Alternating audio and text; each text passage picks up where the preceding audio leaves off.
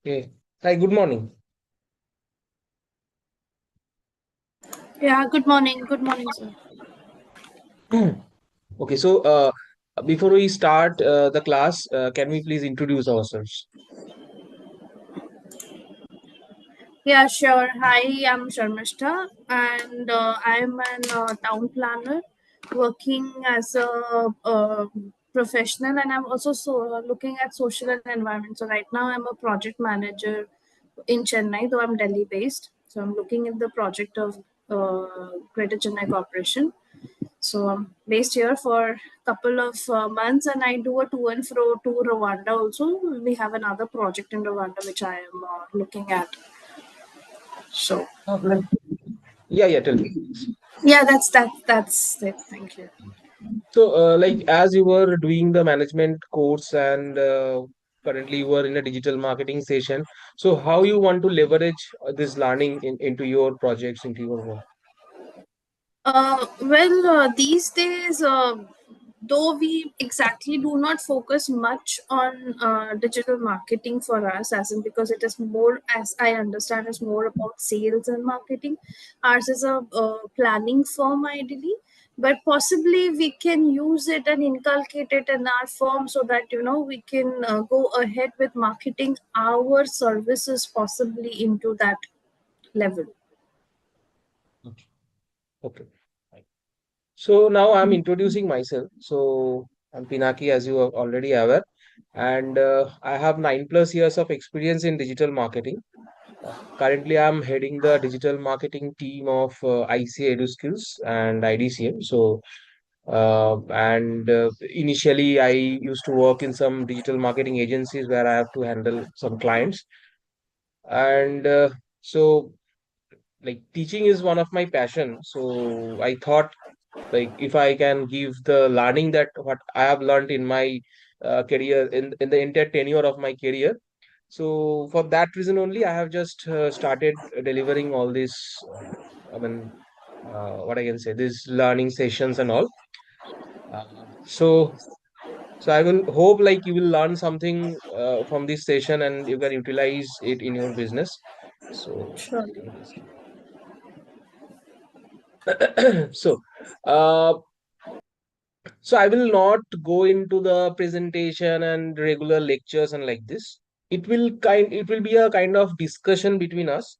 So how you understand business and how I understand digital marketing and how we can just you utilize the digital marketing thing into your business, why digital marketing is helpful. All these things we will discuss. So treat it as a session, a discussion session instead of a lecture, regular lecture class. Okay. Uh, so before I go into the core things of digital marketing, I will ask you few questions. Like, do you have a Facebook account? Yeah, I do. Yes. You do Instagram or LinkedIn? Yeah, I do both. Yeah. Okay. Now you tell me, like, how you don't have to give me the exact figure. Just give me an idea, like how much time you spent in social media. It can be Facebook, it can be Instagram or LinkedIn, whatever.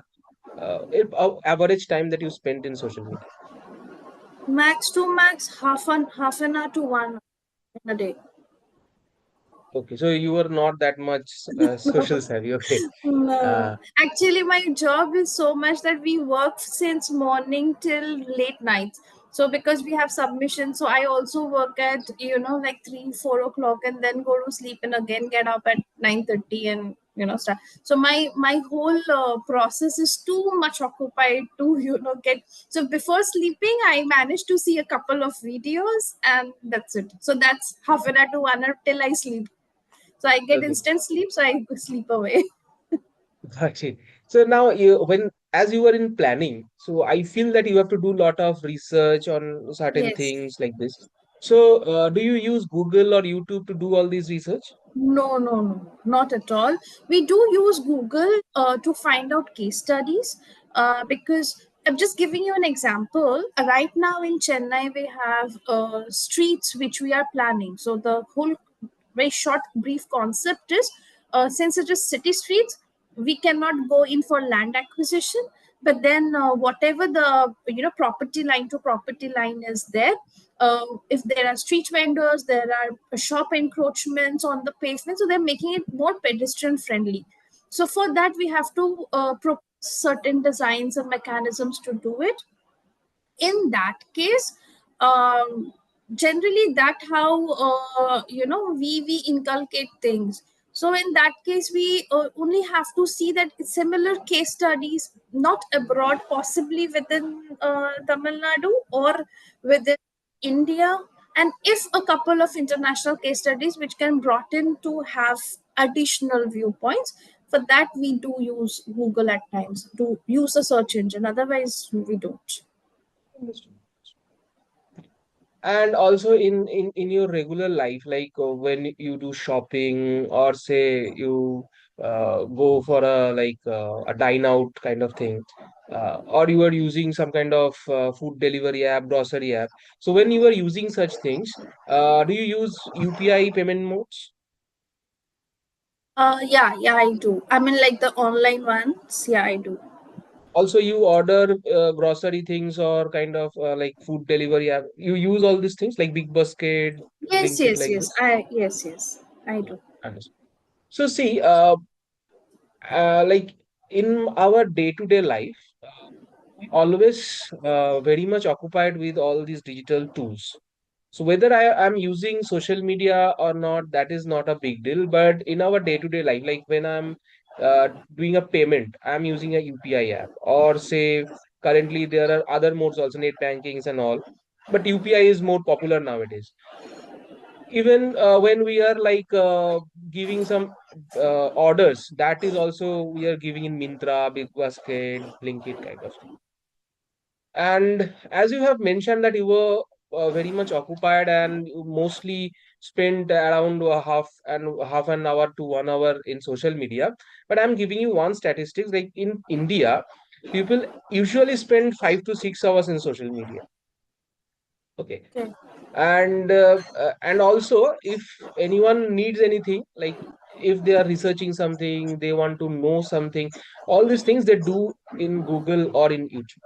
Okay, so these are some of the stats.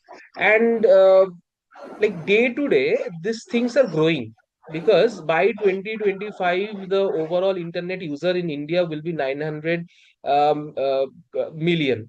So this is what the figure is. So now, all the businesses, like business, the main motive of business is to reach to their target audience. So that is the whole thing. Now, if my audience is very much active in some online platform, then obviously my target is to use that platform so that I can reach easily to my target audience. So this is the whole thing. This is basic common sense. So this is the reason why, like nowadays, companies are pushing their products, services in different digital media. Now the thing is, why digital media is gaining popularity in businesses as well as in the general audiences. So I'm just sharing one screen.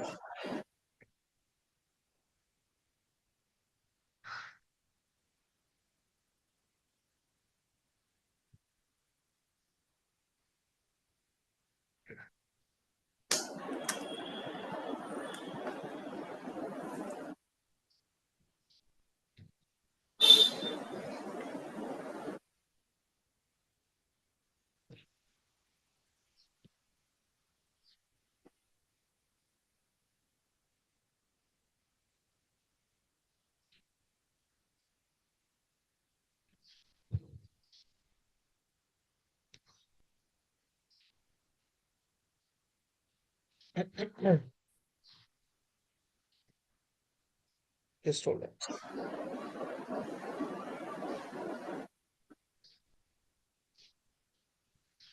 Can you see the whiteboard? Yeah, yeah, I can see it.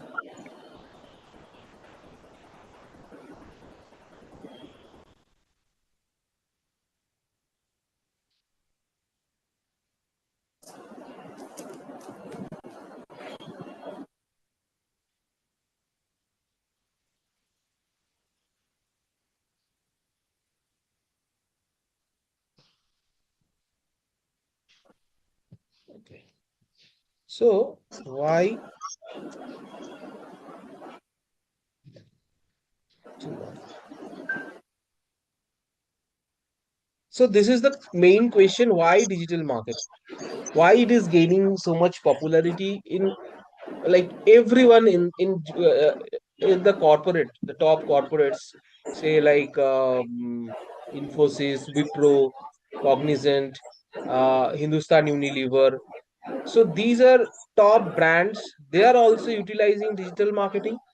Even the small micro businesses, like someone, they are mainly food vendor beside us, beside the street, or say someone who is doing a bakery business from their home, or someone is doing a ladies garments shop at their home. So they are also utilizing digital marketing. So from general public to top brands, they are, everyone is using digital marketing. So why so? Is this the only reason that my target audiences are within digital media, or there are something else? So yes, fine. Target audience in digital media. So that is one factor. But other than this, there is another thing called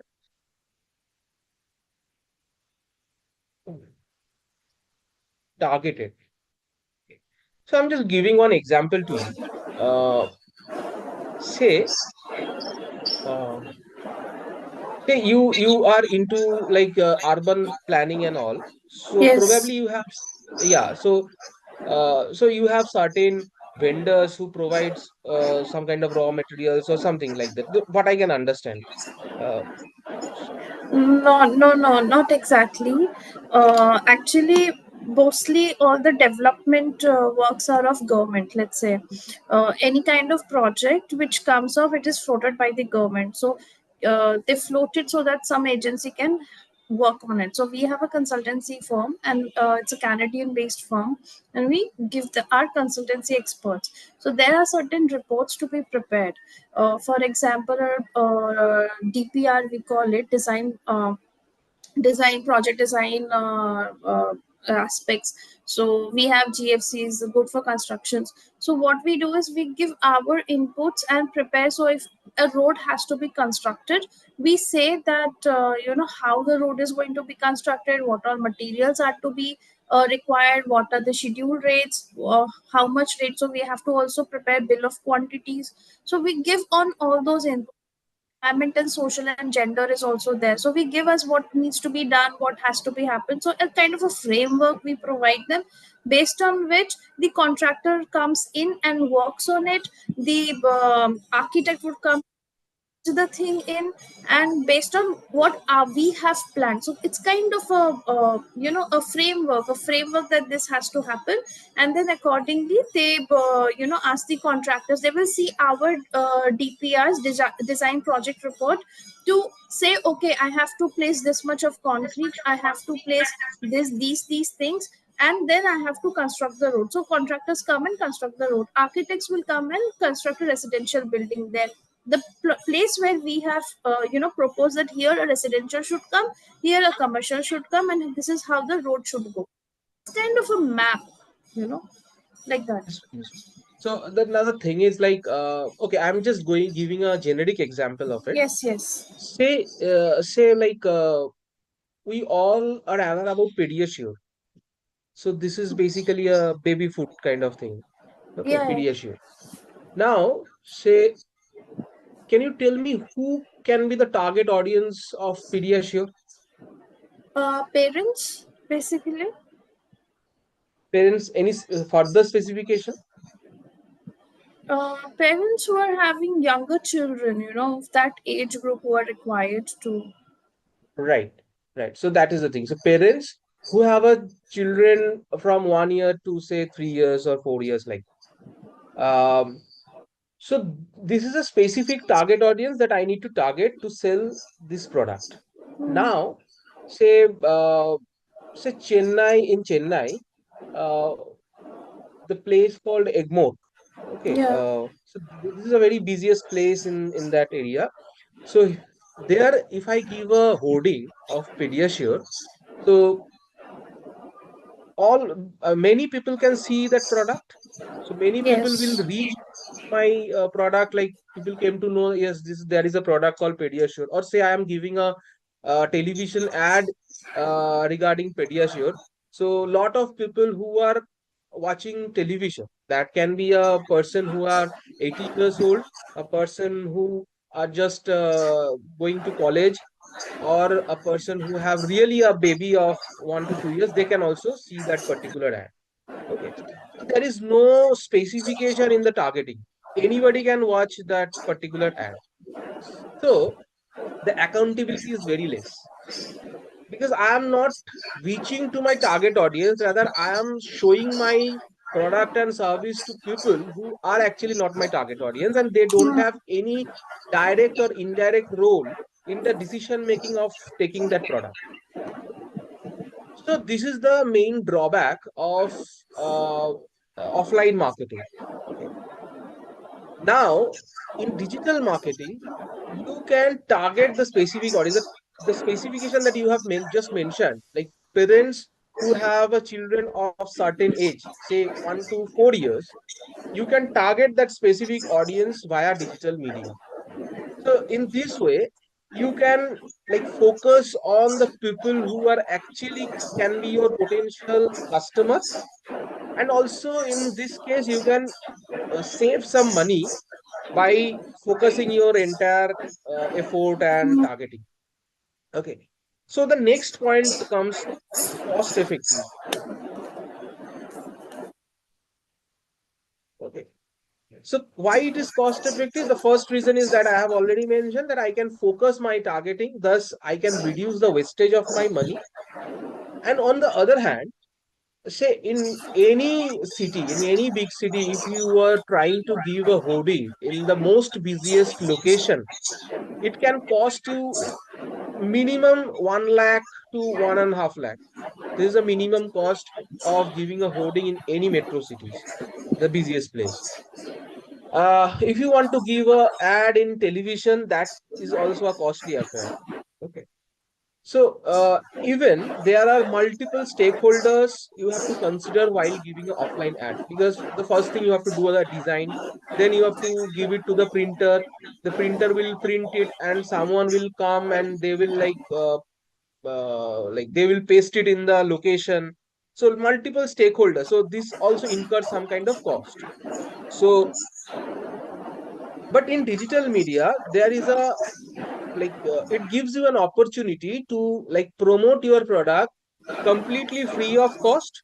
Or if you want to spend money, you can spend a bare minimum of 50 to 100 rupees even to promote your product. Though I'm not saying like spending 50 or 100 rupees will give you a huge result, but at least you will get a room to promote your product to the specific audience. Now, obviously, digital marketing doesn't have any upper limit. So if you have the money, you can spend as much as you can or as much as you want. 1 crore, 2 crore, 3 crore, 100 crore, whatever you can spend, you can spend. But yes, there is no lower limit also. So you can promote your product free of cost also. So this is the reason why from the top brands to general public are utilizing or leveraging digital media. Because say like a big brand like Hindustan Unilever, they have a huge budget. So they can spend crore of rupees on a monthly basis. It is not an issue for them. But if I consider a person who I have just started a ladies garment business from their home. So mostly homemakers usually do such kind of businesses, or home bakery. Okay. So they don't have much capital. They have a very limited capital. Even they don't have that much of knowledge of utilizing different technicalities of digital media. But still, they can utilize the YouTube. They can utilize Facebook pages. So using a Facebook page or using a YouTube channel is not a very big deal nowadays. So a lot of people are currently becoming a YouTuber or like digital creators kind of thing. Okay. So they can like utilize all these things at a free of cost. They don't have to give any platform cost. They don't have to give any kind of fees to anyone. and there is no third party that you need to pay. So if you are comfortable of handling a Facebook page, or if you are comfortable of handling a YouTube channel, you can just easily, like, the effort is you have to create a video or you have to create a post. That's it. So that is the whole game. So this is the reason people are utilizing thing. Now another thing is, it is very much measurable. So this is another very important point, measurable. Uh, like any business, when we are running a business, we have to understand like how much money I'm spending, and what is the ROI I'm getting, or like what are the aspects where I'm spending money and where I'm losing money, or where I'm getting extra money. So all these things I need to measure. So when I can measure properly, I can make a better decision in my business. So that is the thing. So decision making is a very key thing in any business. So I can only take a good decision when I have appropriate data. Okay. Now, say I am put again. I'm going back to the example. If I am putting a like a hoarding in Egmore area, lot of people will see, but can I track like who are those people who actually saw my hoarding, or can I track who are those people who actually saw the hoarding and came to my shop to buy the product? Is it possible? Oh, no. No. So it is not possible. So I have already spent 1.5 lakh to give that banner, but I am clueless who are actually seeing, or who are actually watching my hoarding, and who are actually coming to my shop after watching that hoarding. I'm clueless about that. But in digital media, if you are spending 50 rupees also, or if you are spending nothing, so you are just promoting free of cost, still you can track how many people came to your website, or how many people saw your Facebook profile or your YouTube channel, your videos, everything you can track. So each and every penny, or each and every effort that you are spending for your project, you can measure, and you can take the better decision. So what actually works, what actually is not working, everything you can track, and you can do better decisions. So these are the four things which are the pillar of digital marketing. These are the key things in digital marketing. So now there are like lot of technicalities. I will not go into a lot of technicalities, rather I will discuss about the strategic part of digital marketing, how we can strategically utilize digital marketing. But before that, you need to understand what are the different channels we can leverage in digital media.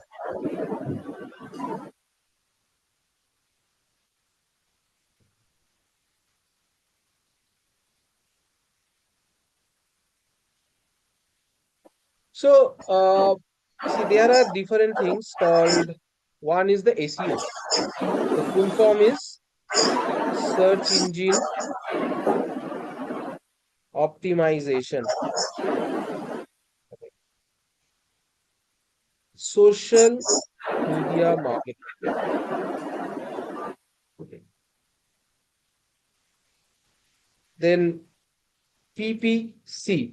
The full form is pay per click.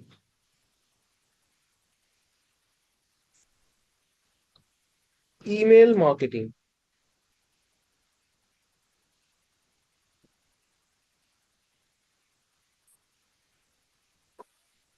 Affiliate marketing.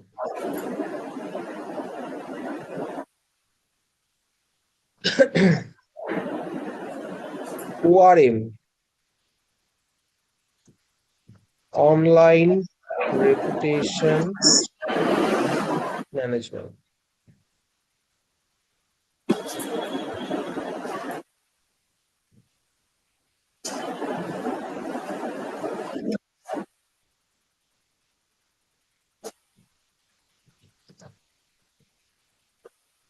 Influencer marketing.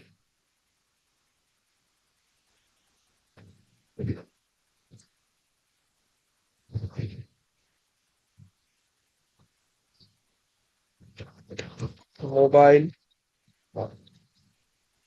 So there are lots of other channels, but these are some of the top channels that use on a regular basis, and these are the most accessible platforms for novice people also.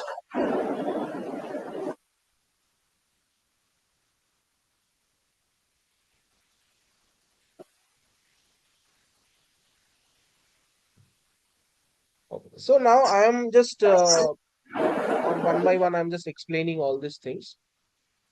The first thing is search engine optimization. So before going into search engine optimization, uh, you need to understand, like in uh, for a business in real world, a brick and mortar shop is the face. So like you have an office probably where you sit, where people come to meet. So that is a brick and mortar thing. So there is a physical location, and this office is basically a face of your organization. Okay. Uh, the grocery shops that we see every day in our surrounding, these are all brick and mortar shop, and these grocery shops are mainly the face of the business. Okay. Uh, we have different shopping malls. Like previously there was Big Bazaar, then now there are Reliance, Geomart like this, uh, then Pantaloons. So these are mainly shopping malls, and these shopping malls are mainly a brick and mortar shop and the face of their business. But in digital marketing, this is entirely a virtual world, and you will not get any brick and mortar concept here. So here, the face of your business is your website.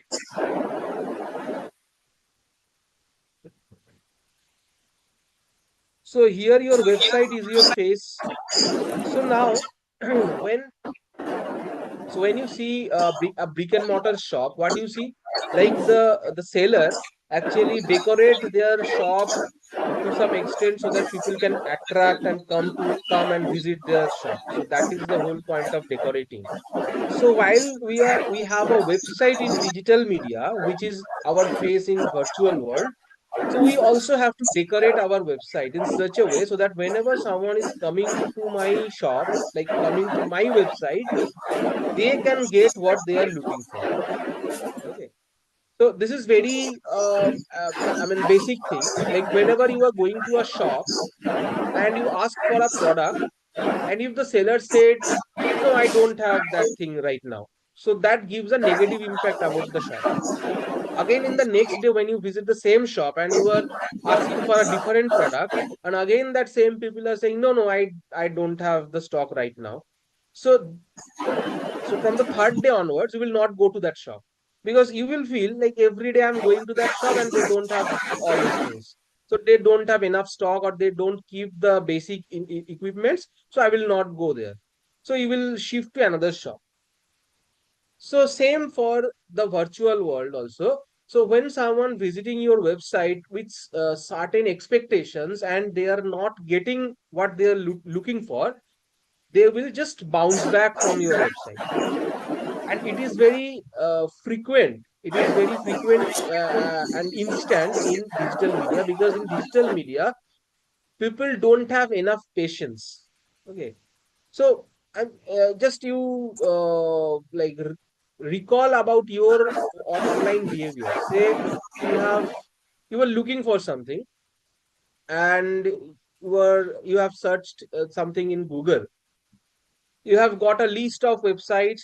Google give you the suggestion of list of websites, and you just entered into a particular uh, link.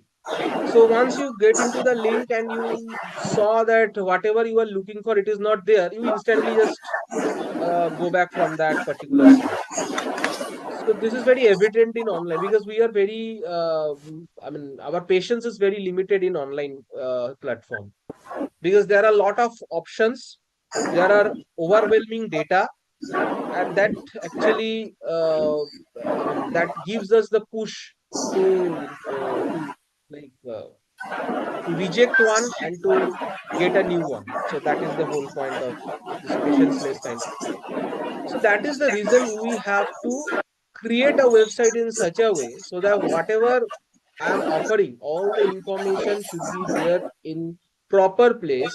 So whenever people are looking for something, they can get it in from my website. So if people are getting helpful information from my website, they will come. They will come to my website, they will visit my website regularly, and they will engage in my website on a regular basis. But if they are not getting the information they are looking for, gradually they will bounce back from my website, and my website will be a barren land. Okay. So okay, one thing that I have missed here, that is very important thing that I have missed, that is content marketing.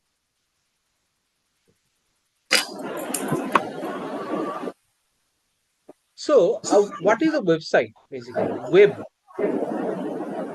Can you tell me what is the meaning of web? Basically, where any kind of maybe social media or anything, it is at See, one I'm not place. saying, just think about your real world. Don't go into digital market. What is web? Simple web. It's a very complex string of things intertwined with each other. So basically net, Yeah, kind of net.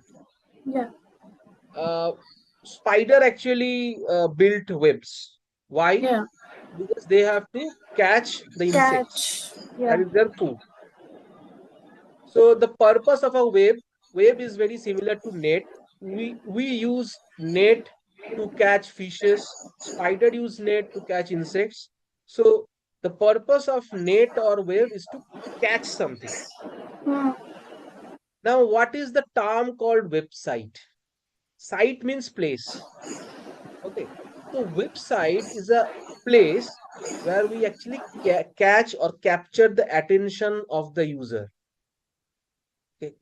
So when we talk about website, or when we are talking about to develop a new website, we have to think about certain informations that can capture the attention of your audience.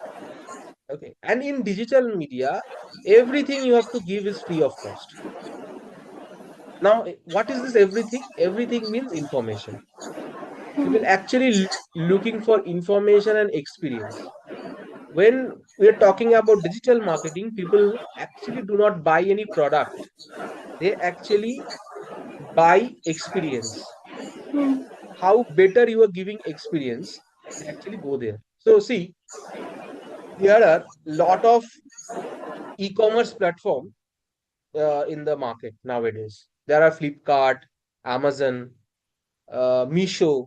Okay, even there are lot of local people who have their e-commerce platform. But when you decide to buy something from online media, you usually go to Amazon or Flipkart or Mintra, like these popular things. Misho uh, got a lot of attention when they started their business, but nowadays people are very much reluctant to use Misho. Why this thing? So Misho is also a brand. It is also e-commerce platform. Flipkart and Amazon is also a similar kind of thing. But why people are rejecting Misho and going to Flipkart and Amazon? Because of the experience. So what experience you are getting from these platforms? The experience are mainly like how easily you can search and navigate to a particular product. How easily you are getting the information of a particular product. Say you want to buy a mobile phone. So you will visit multiple platforms, like you will visit Flipkart as well as you will visit Amazon, but you will buy from only one platform. Why? Because you will check both the platforms. First of all, you will see the availability of the product. So if the product is available in both the platform, then you will check how detailed information they have provided in their. So say Flipkart has given a detailed information. So you will go to Flipkart. Then you will check the reviews and ratings. Okay, how many reviews and ratings are there in Amazon as well as in Flipkart? Is there any offer or not? So if Amazon is giving offer, then you will go to Amazon. If Flipkart is giving offer, then you will go to Flipkart. Okay. So all these things are mainly experience. So when we go to local shop, we actually touch the product. We actually get the feelings of how the product looks like, how the product actually feels in my hand. But in digital media, you will not get that opportunity. So when you don't get that touch opportunity, you will look for the informative opportunity. So you will see as much as information you can get from that platform, like the ratings, reviews. People are saying this product is very good, this product is awesome. I'm using this product for last 6 months and it is a tremendous thing. Some people have said like, no, this is a bogus product, this is not worth it, like this. So all this information you will get and it will get registered in your mind, and then you will take certain decisions whether to buy it or not. Okay, so this is the experience that you were looking. So when we are talking about website, we need to create an experience, like how easily a people can navigate within my website, how easily a people can get the information, and how it adds value. So that is the main objective, adding value to the user. So you can give lot of information, but if the information is not adding value, it will not help you to get anything. So adding value is the thing. So you can see lot of people nowadays make videos in YouTube. Okay, but few of the YouTube channels are very popular. They became an influencer kind of thing. Lot of people visit their videos. There is a huge viewership, there is a huge subscribers, but there are also some people who are doing the same kind of video, but they don't have that much of subscribers, they don't have the that much of viewership like this. So why this difference? Because this is also the kind of experience, the how people are getting value from your videos, from your blogs, like this. So adding value is the key in digital media. Now I'm coming to search engine optimization. So search engine optimization actually revolves around the website and content. Okay. Now when you are searching Google and Google gives you a suggestion, have you ever think like how Google get all this information? Do you have any idea how Google get all this? Why Google know everything? Anything you ask Google, Google will give you suggestion. How Google get all these informations? Any idea? No, I think as I know, they do track all the information, whatever we are feeding in. Based on that, they kind of give us different opportunities and options. Uh, yeah, partially true, but they directly do not track anything, everything.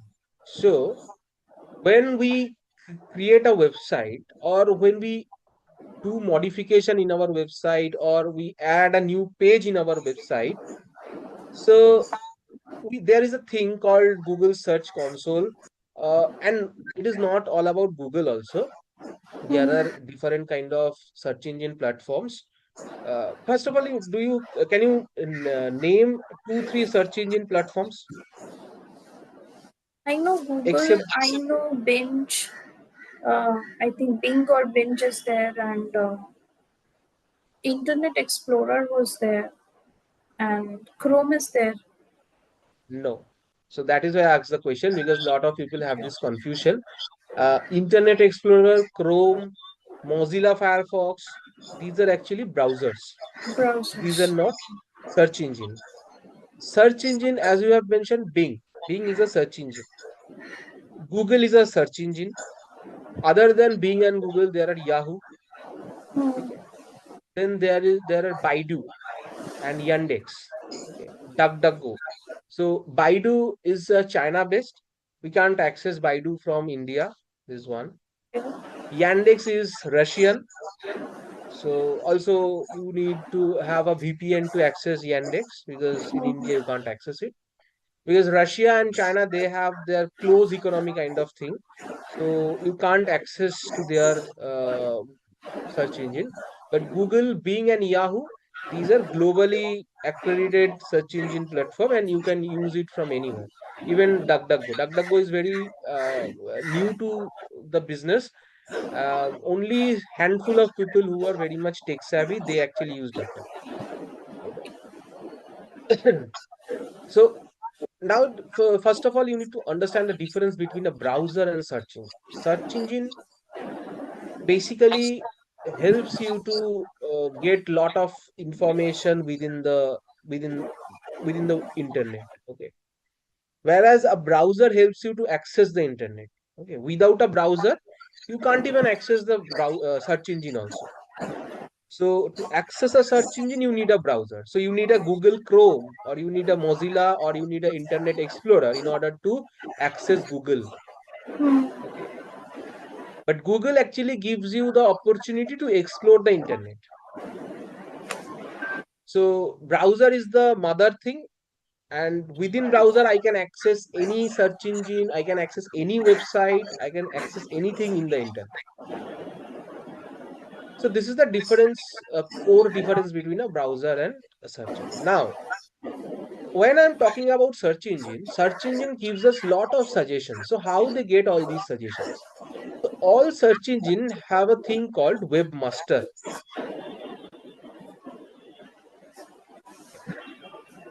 So every search engine have this thing called webmaster. Now webmaster have different nomenclature for different search engines.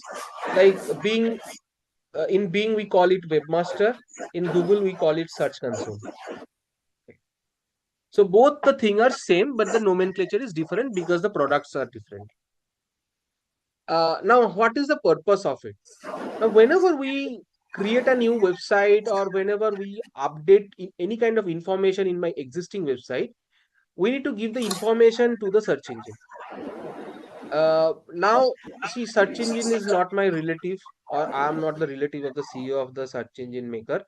So it is not possible to personally go to them and just ask them like, here, this is my website and I have updated the information here. It is not possible. So there is a tool called Webmaster or Search Console where I can ask the search engine that this is my website and these are the particular changes that I have made. So you just index it in your thing. Now, how a search engine index our website is really. So every search engine has a bot. Bot means robot. The purpose of this robot is to crawl. We call it spider bot also because the spider crawl like this. So the bot is also crawl your website like this. So it reads each and every line. We call it crawling. Okay. Now, while crawling your website, it actually fetches all the information that are there in your website, and it has an index list. So I feel you are aware about, you have already seen how library maintain their books and records. So they have an Yes. index list, and Yes. from this that index list, they can find out which category of books are there in which shelf, like this. So search engine also maintains such index list. Okay, now when they saw, okay, this website is for urban planning or this website is for baby food. So they categorize it and index it in their list. Now, whenever you are searching something, uh, when you search something, you give a keyword. Yeah. Say like best urban planner in Chennai. So that is a keyword. Okay. Best baby food for a toddler. So this is a keyword. So whenever we are using such keyword, Google actually uh, track its index list and get the information in there. Like there is a category called baby food section. So there is a index list of lot of websites. So it check this and show it to you. It happens within a second. So that is why you can understand how fast it is. how first they get the information, but they have to crawl their entire index list to get the information and show it to you. Okay. So this is how the thing works. So here I'm just uh, drawing a diagram for better understanding of it.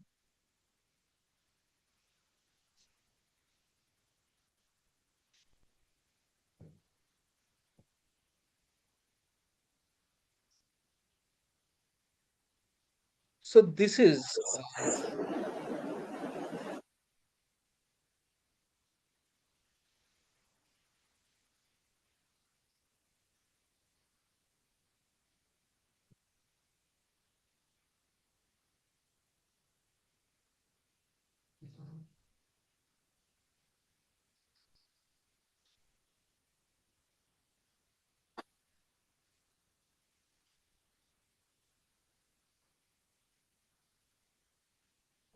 okay.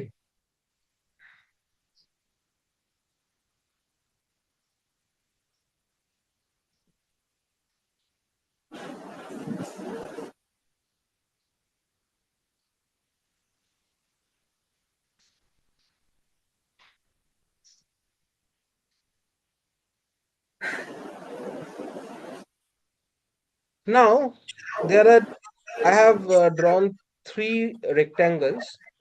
One is a bigger size, it called S1, and there are three rectangles called P1, P2, and P3. Now, what is this?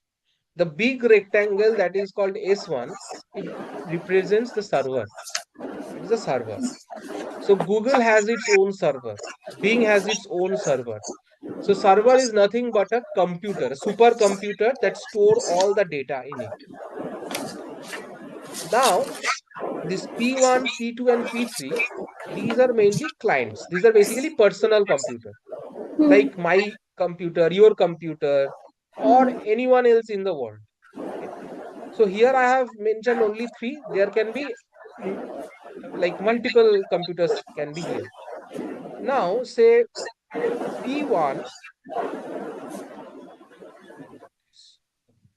Now say P1 is looking for urban planning. Okay. So what it does, it gives a keyword called best urban planner in Chennai.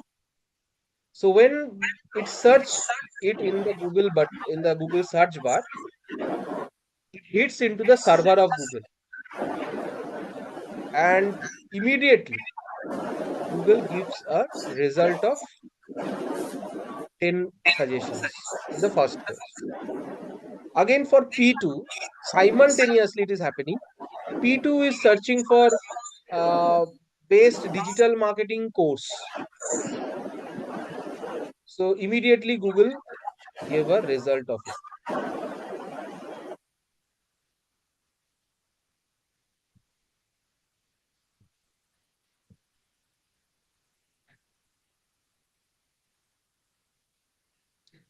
P3 is looking for uh, best gown to wear in wedding anniversary.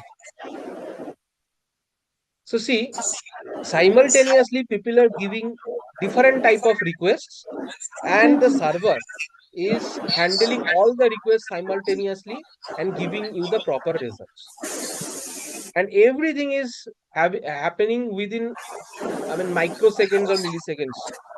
Okay, instantly, almost instantly, it is happening. So this is a basic concept of how internet works, how a server works. We will call this diagram client server relationship.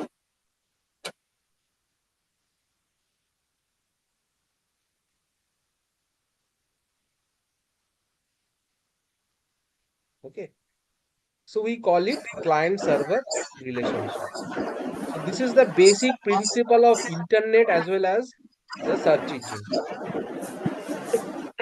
So whenever we are searching anything in Google or we are looking something in internet, this actually happens in the backend.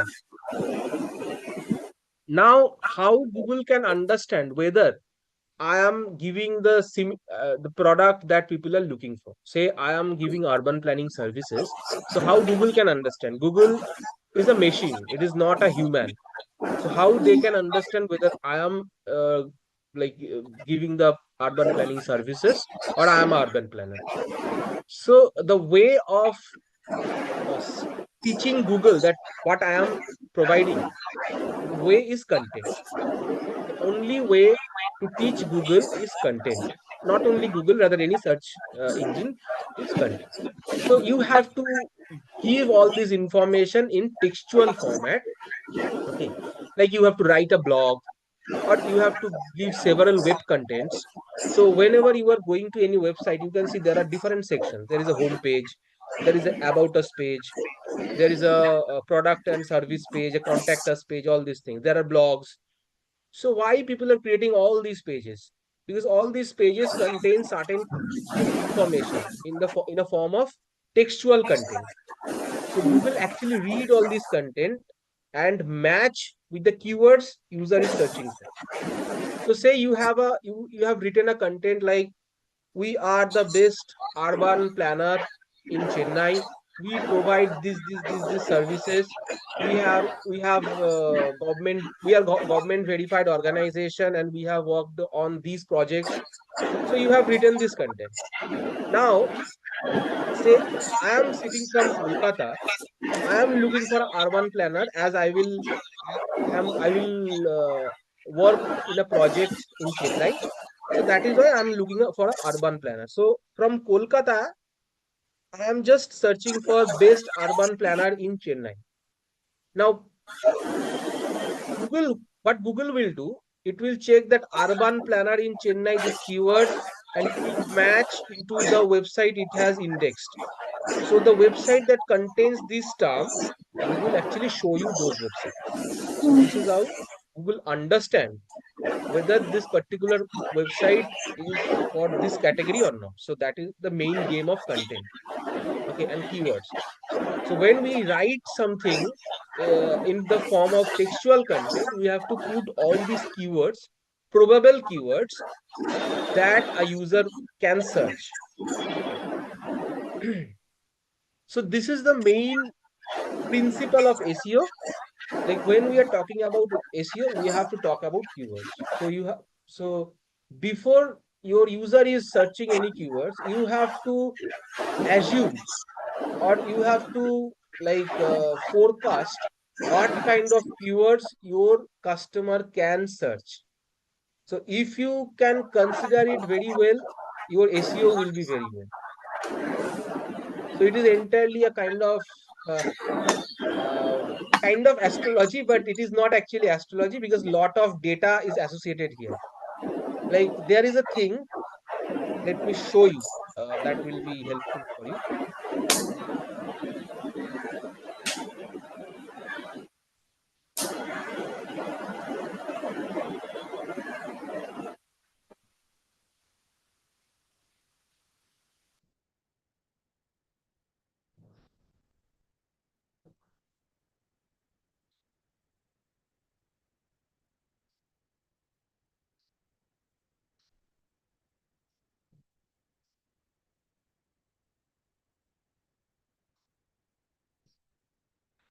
Can you see my screen?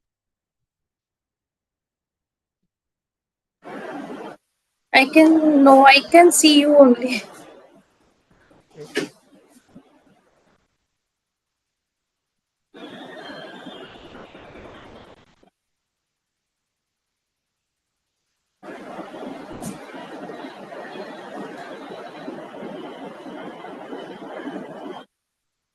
Is it okay now? Yes, yes, I can see. Okay. So this is basically a ad platform, Google Ads platform. Now I will show you how we can assume what my audience can search. Okay. So it seems like astrology, but it is not an astrology. Rather, a lot of data is associated here. So we call it keyword research. So whenever we talk about SEO, the first and foremost thing that we have to do is to keyword research. Keyword research helps us to understand my audience's search pattern, how my audience actually search, how my audience behave while they are searching something. So I need to understand the pattern of their search in order to start my SEO. So when I have the information what my user usually search, it will be better for me to plan my content and my entire website design accordingly. Okay. See, here is a thing called discover new keywords. So I'm just going into it. Best urban planner. So this is my keyword. I don't have any other idea about this. So I am giving only one keyword only. Get results.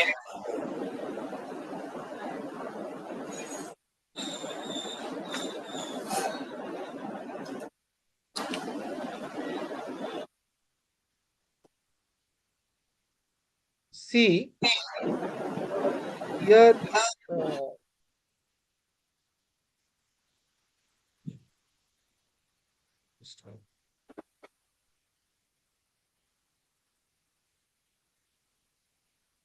see, there are things.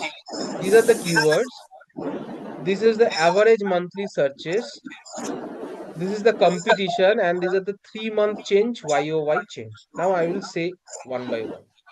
First thing is keyword, like the keyword that I am looking for, or the keyword that people usually search. The next column is average monthly searches. So it gives me an idea uh, how many how much searches are happening for that particular keyword in a particular month in an average. So see the urban planner. This is the keyword. This keyword average monthly search is 880.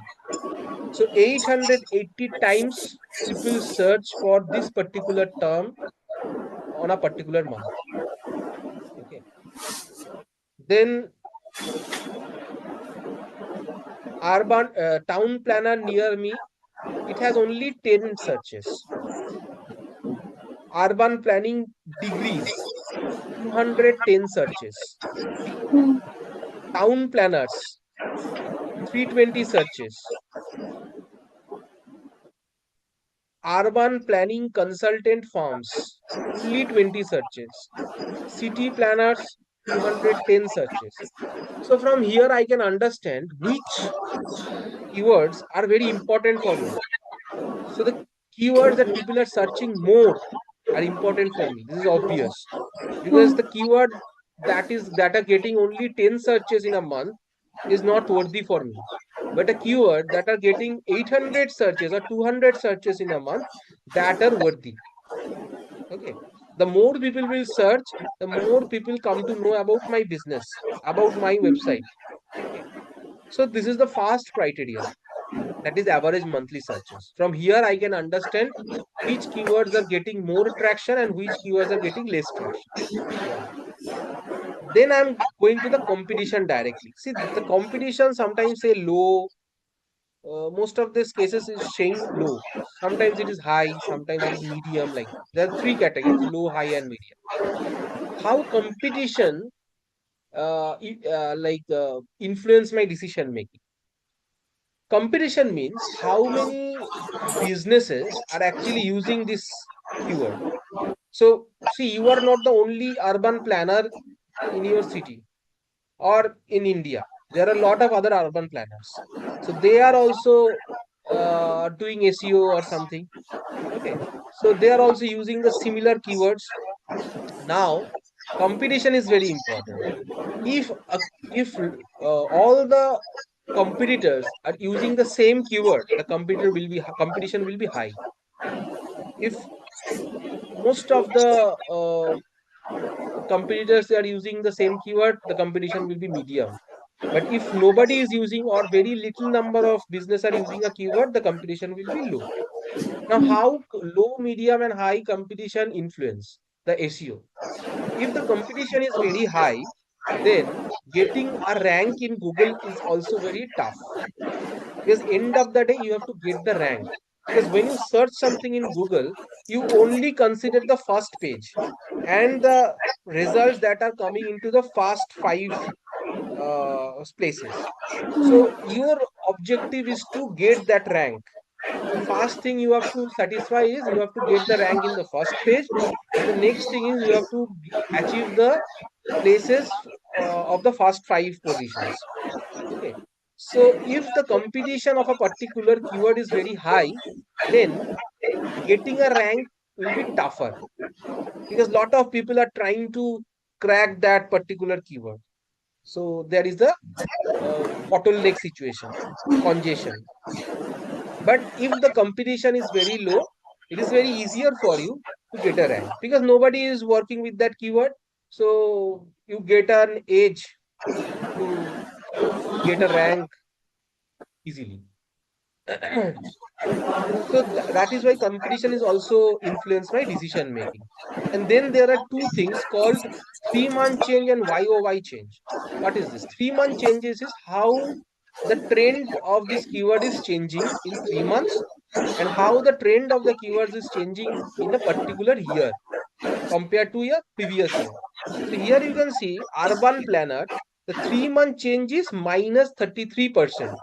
So before 3 months, it was 33% more, but now somehow it has been decreased. So lesser number of people currently searching for this keyword. So 880 is the lesser number. 3 months earlier, the number was more than 880. Okay. And YOY change is 0%. So there is no change in the year. So previous year also, it was 800. I mean, the average rank, average search volume was 880. Now is also 880. Here you can see urban planning degrees. In last 3 months, it has been decreased to 48%, but from the previous year, it has been increased by 22%. This kind of thing also influence your decision making because here you can understand the worth of a particular keyword. Say there are certain keywords that like that increase in certain period, again decrease in certain period. Say examination results, CBSE examination results. If this is a keyword, you can see this keyword gets a hype during the month of March, April, May, this season.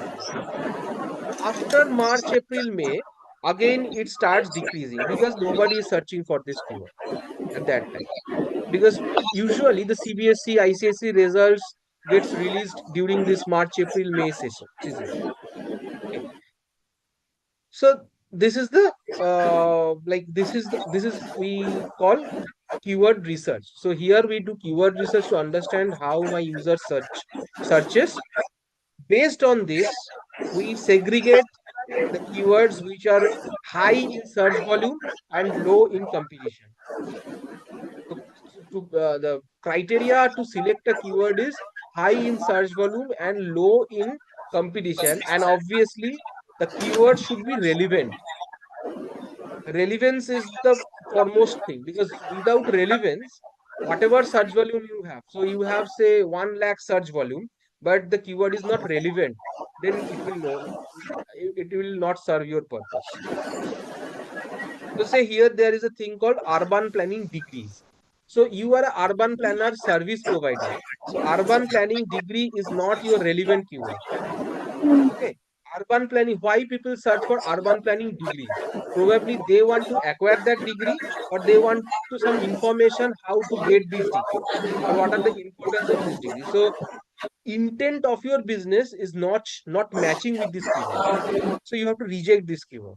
Instead, you can go for urban planner or town planner. This is the more accurate term for your business. So that is the relevance coming to the place. So first you have to identify the relevance of the keyword, then you have to check the search volume, and then you have to check the competition. So this is how we do keyword research. You can you can also download this entire thing from here. So you can download it and then you can do all the researches. Okay. So once you do this keyword research part, Once you segregate the top-notch keywords for your business, now the next thing is you have to develop the content of your website. And your content should consist all these terms that you have researched from this platform. Now you can ask me, he, in a single piece of content, can I use all the keywords that I have researched, or there is any other technique to utilize all these things? See, you can't use all the keywords in a single piece of content. If I write a content, say, we are the best urban planner in Chennai, we have worked on several town planning uh, projects, and we have a very good urban planning degrees. It sounds very weird. It so you need to understand, you are dealing with human. So your content should be human readable. It should, like, it can give ease to, I mean, readability is the main key here. So when you want to develop a content which is human readable, you have to use the language that we understand or we like. Say, you can write like this: we are the best urban planner in Chennai. We have worked on several projects, and we have several. The key member of our team has several urban planning degrees. So it sounds good instead of the previous version. Okay, and also when you probably you have selected 30 or 20 keywords for your entire website, but you can't use all these keywords at once. There are different pages within your website. So in different pages, you should target each and every key, I mean, one keyword per page. So you have to target like this. Okay, because each and every page has its own purpose. So about us page has its own purpose, home page has its own purpose, product and service page has its own purpose. So depending on the purpose of each page, you have to target the keyword appropriately, and you have to develop the content based on that keyword. So this is how we do SEO. um, okay, just hold on. I'm again going back to the whiteboard.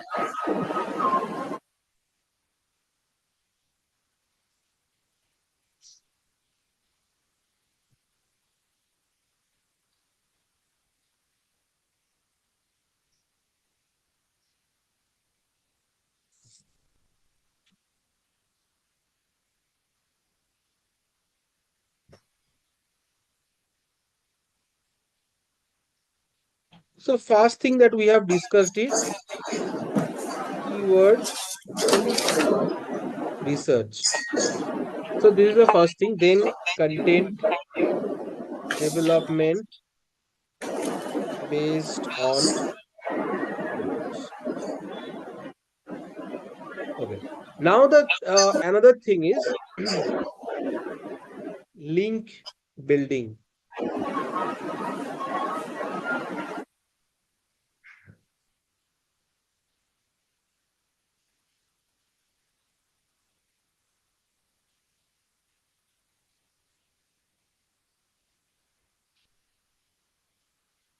Okay. So now you can ask me what is so content development. You can understand keyword research. You can understand. Now there is a new concept called link building. So what is a link building? Now I am asking one question. Uh, how much experience do you have in this, in the work that you are currently doing? 15 years around. Sorry, 15 years. 15 years. So 15 years you are working. So probably you have certain like what I can say. Uh, so people actually know your name in your industry, right? Yeah. Okay. So you have created a certain impact in your industry. That is why people know you. Even your colleagues, or say people whom you have worked, or who you like, people who mentored you, will recommend you whenever there is a need. That is Yes. also right. Yes. So how these things work? So whenever you made a certain impact in an industry, or you are doing a good work, or you have a significant knowledge in a particular field, people start recommending you. This is Yeah. a very natural thing in the real world. Similarly, in say in my case also, I'm just giving another example of mine. So I am a digital marketer. Okay. Now, uh, I have 9 years of experience of handling different brands. So some people actually know me. I have a certain impact in my industry, in Kolkata only. I'm not saying in other states or other cities. Okay, so in Kolkata, in digital marketing field, people have certain knowledge about me. People know my name. So now the thing is, uh, I have also lot of students that whom I have mentored. So I'm giving you two instances. You have to give me one answer. Like, students who actually got mentored from me, and placed in certain organizations, they recommend me as a faculty or as a digital marketer. They told me like, I learned from Pinaki Dasgupta, and he is a very good mentor. If you want to learn digital marketing, you can go to you can contact him, like this. On the other hand, a chairman of a particular organization uh, recommending me to another organization, that I have worked with Pinaki. He's a very good digital marketer and he helped me to scale my business. Now, if you want to scale your business, you can directly contact with Pinaki. So there are two instances. Now you have to tell me, in both are recommendations. Now you tell me which recommendation will work best. Best. Yeah. So student has recommended me. On the other hand, the chairman also recommended me. Now tell me which recommendations impact is more. As if not a teacher or not a teaching play aspect, if in specifically business aspect, I'm then not telling into teaching aspect. Rather, you can say overall digital marketing aspect. the chairman would. Right. So whenever authorized person, Yeah. people who have a authority in the market recommends you, you get a value in your Hmm. profile. Similarly, when we are talking about website, say I'm talking about a urban planning website. So there are different other websites who are dealing with urban planning, specifically not for the services. There are a lot of people who are like architect. They are also into urban planning. They have worked with several urban planning service providers. So they started writing a blog, and they have mentioned your name in their website. Okay. Say in government portals. So there are a lot of government portals, infrastructural government portals. In the infrastructure, in such a website, the government mentioned your company's name or your name in their website. So all these things actually adds authority to your profile or to your business profile. Okay. So there are different websites. Say I am also, like say I am a urban planner enthusiast. I don't know about urban planning, but I am just an enthusiast, and I do certain research, and I have started writing a blog on urban planning. So I have mentioned your name as a service provider in Chennai.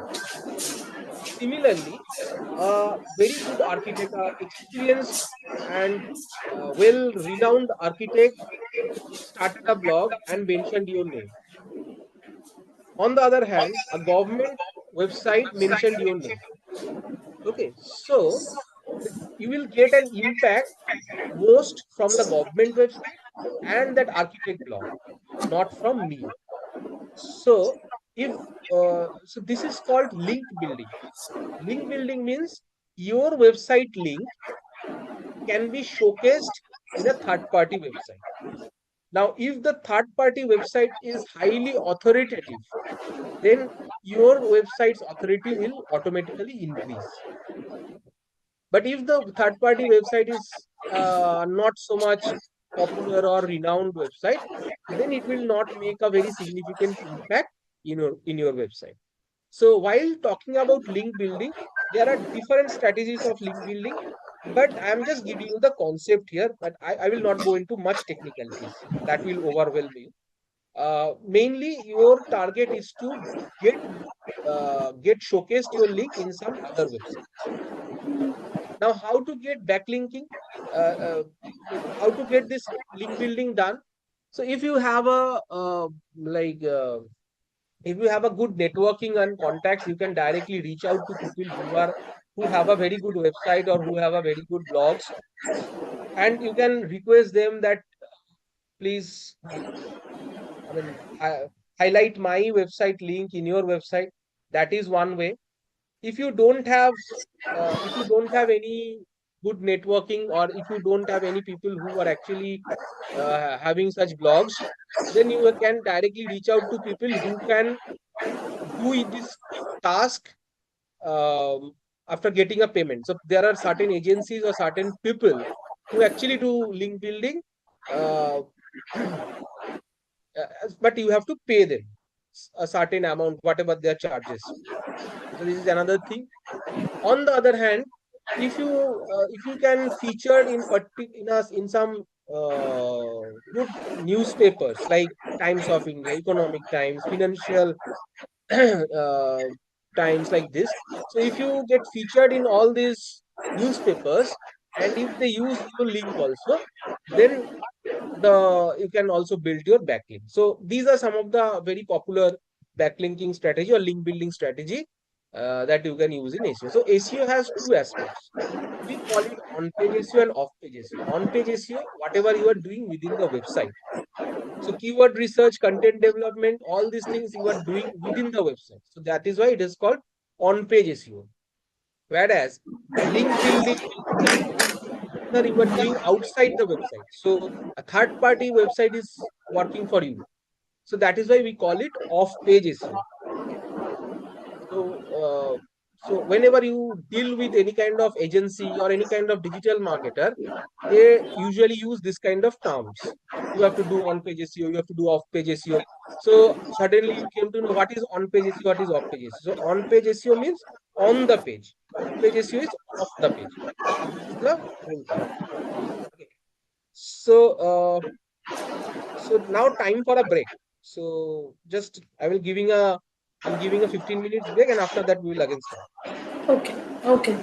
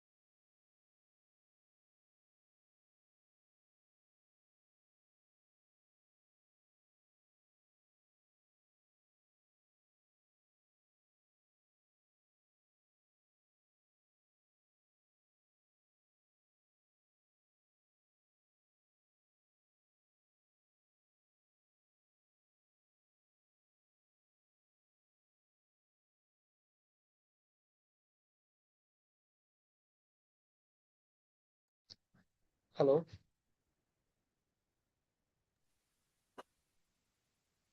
Yeah, hi. Yeah.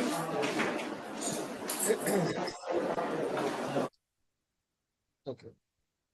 So, okay. So we have discussed about the link building part. So there are on-page, off-page SEO. Now, another part of SEO is technical SEO.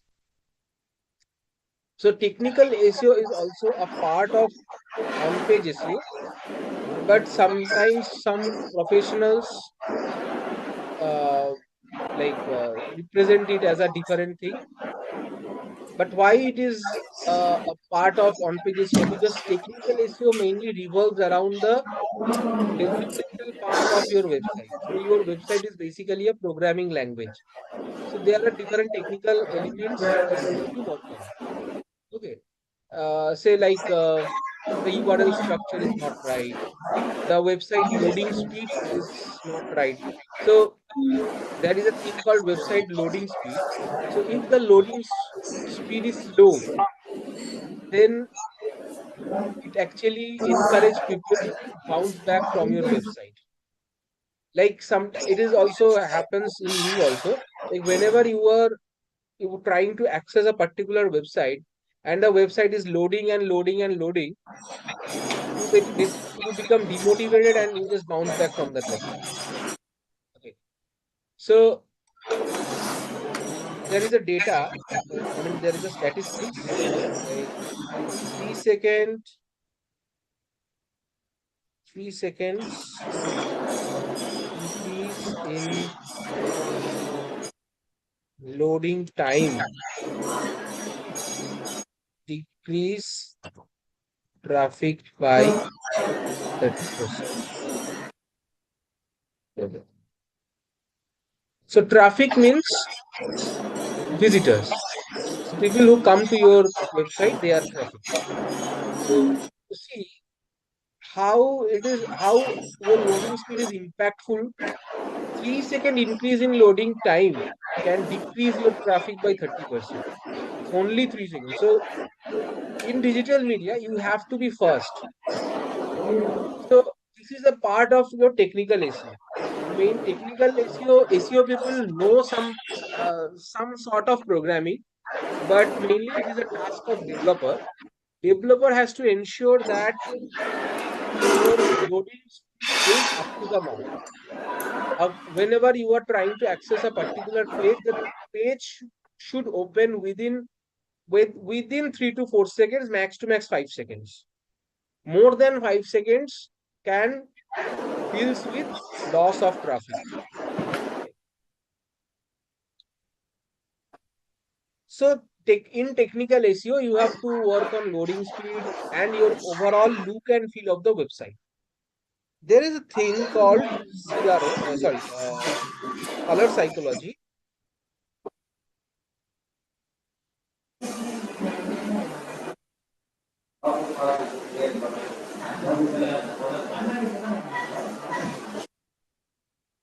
Color psychology is a very important factor while we talk about website thing.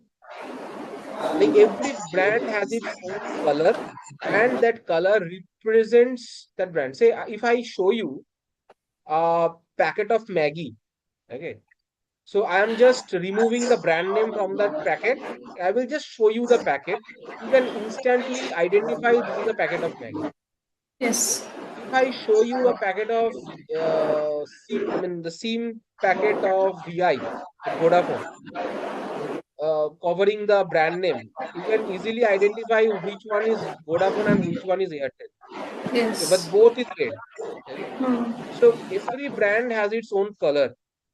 So similarly, you have to put proper brand color in your website, and that color should represent your brand. How? See, if I talk about fresh vegetables or fresh fruits, a color should be green. So if you check any website, that deals with fresh fruits and vegetables, you can see the theme color is green. If we talk about luxury items, say luxury car or jewelry, you can see mostly people use either purple or black, uh, yeah, a very dark kind of red, yeah, dark red kind of thing. So these are the color of luxury. Okay. Also, there are some colors which are feminine in nature, some color are masculine in nature, like pink. Mostly, uh, female people are very much aligned with pink colors, whereas male likes black, white, blue kind of the strong colors used. So these are some of the part of color psychology. Also, in terms of gender, male see lesser number of colors. Okay, but females see various shades of the same color. So this is a science. This is not a kind of any kind of discrimination is there. This is basic thing. Like if you show a guy a pink color, he will say this is pink. But if you show the same color to a woman, she can identify this is not pink, this is kind of magenta, yeah, this is kind of a different shade of pink. So they can identify shades of various colors.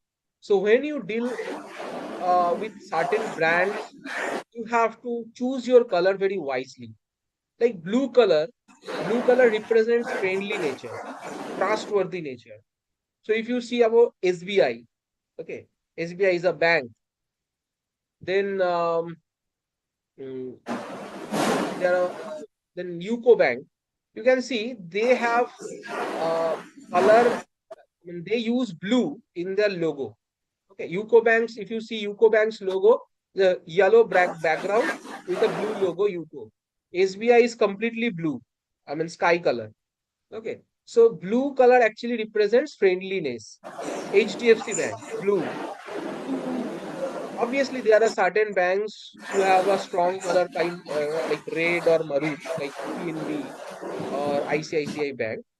Okay, so that is a like what I can say exception, but this is the thing. Yellow color is mainly vibrance.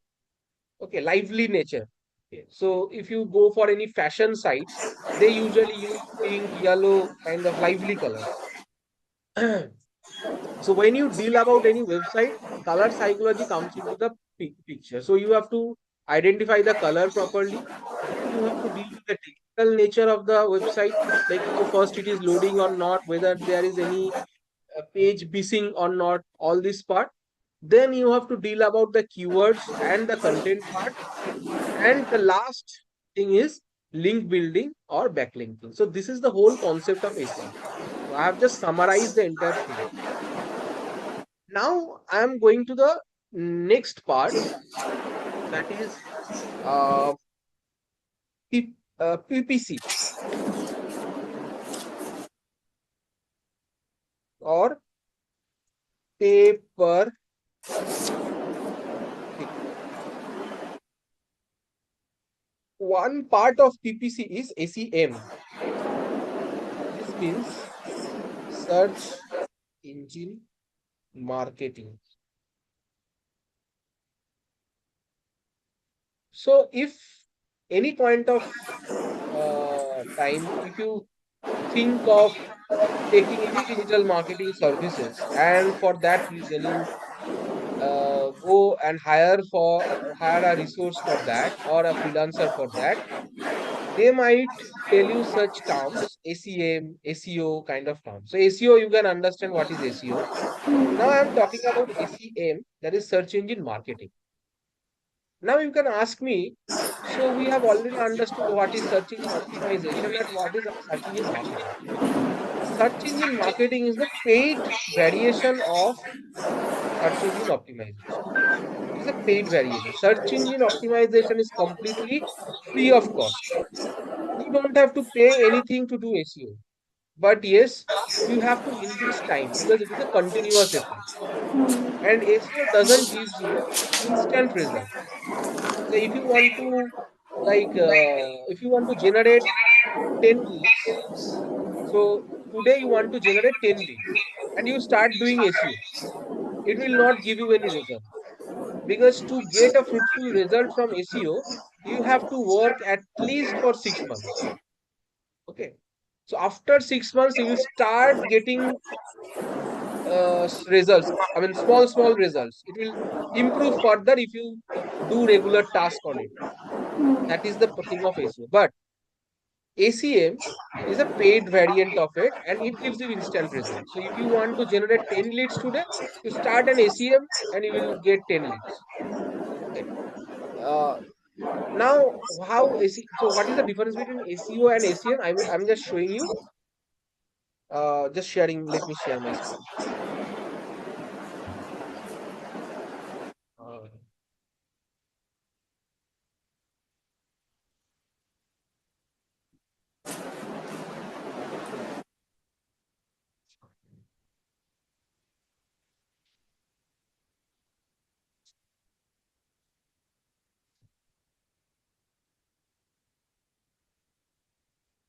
Suppose say I'm searching best,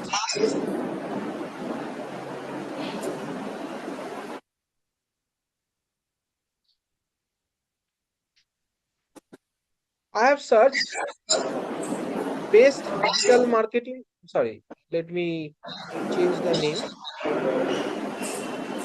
Best.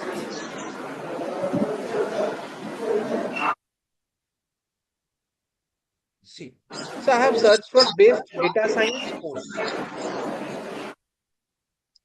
Now see, Google shared me different type of results.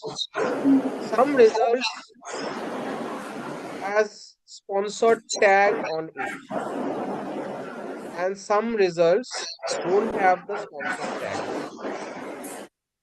You see there is no sponsored tags above these results, but here some of the results have sponsored tags. So the results that contain sponsored tags, these are SEM, that is search engine marketing. So these are mainly paid ads. So the advertiser paid paid Google to showcase their products and services. So these are actually ads. Okay. Whereas the results that does not contain the sponsored tag, these are we call organic results or SEO results. Organic means free of cost. So uh, in the beginning of the class, I already mentioned that you can promote your product free of cost. So SEO is that tool where you can promote your product free of cost. So see, Great Learning, then Interview Beat, Udemy. Okay, they are promoting their product without spending any penny. Obviously, they have certain teams and they are getting salary for doing all these tasks. So that kind of investment is there, but you don't have to pay anything to the to Google to show your product. But these are direct campaigns. So to run these campaigns, you have to pay Google. Okay. Now, so I have already mentioned another term called PPC, pay per click. So pay per Yes. click is nothing but the model of running the campaigns. ACM is a part of PPC. Okay. So ACM runs on PPC model. So PPC model means pay per click. So if you click on an ad, then only you have to pay the money to Google. So you are watching this ad. For watching this ad, you don't have to pay money. I mean, not you, rather the advertiser. So the advertiser is showing you the ad, they are not paying anything. But if I click on it, now they have to pay Google. So this is the reason we call it pay per click. So the advertiser is paying to the Google in this case. Advertiser is paying Google. Advertiser is paying Google.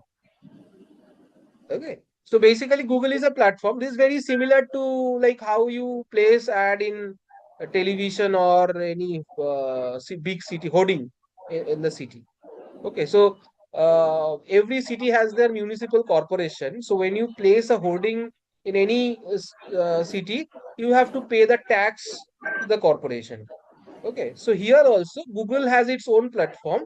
Now people come to Google to research something. Now advertiser is paying money to showcase their product in Google. So advertiser has to pay Google.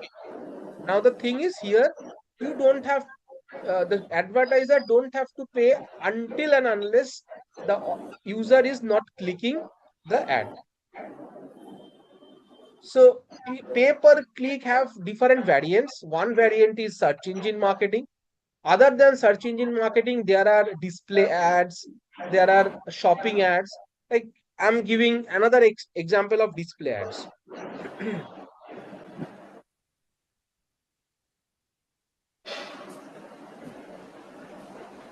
So this is one website, Style Craze. So this website is basically deals with uh, I mean fashion, uh, personal wellness, development like this thing, styles. So say I'm just try to go for this 25 homemade dry hair treatment for strong and healthy locks. So I'm clicking on this blog.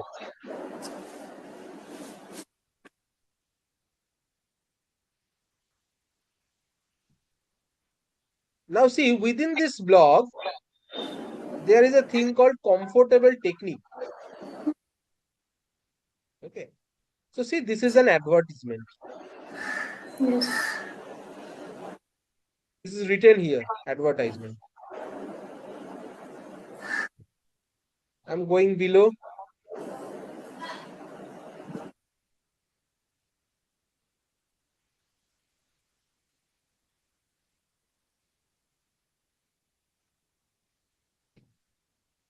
See again Dr. Serkin Aigin, high-end facility, high quality. So this is an advertisement. Okay.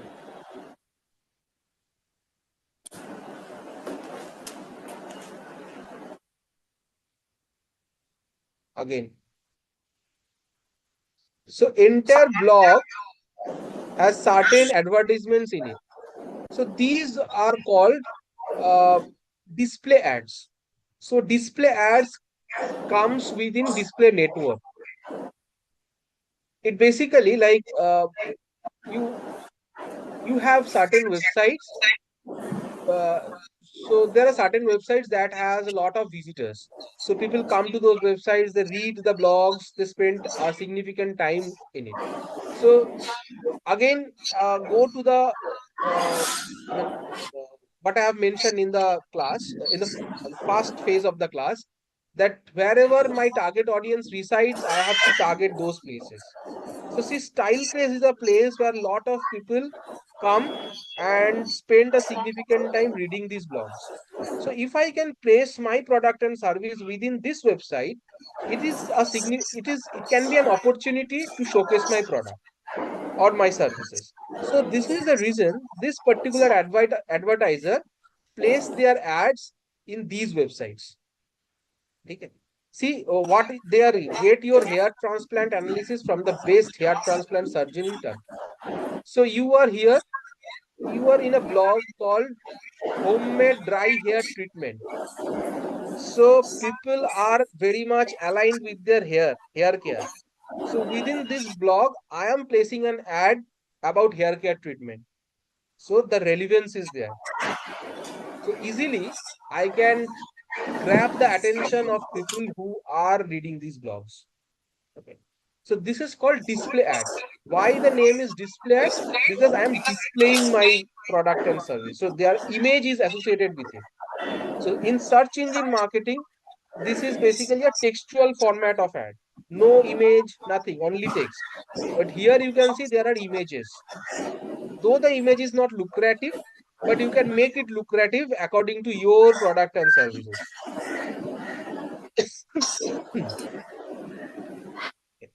this is the example of a display ads. Now I will show you an example of shopping ads.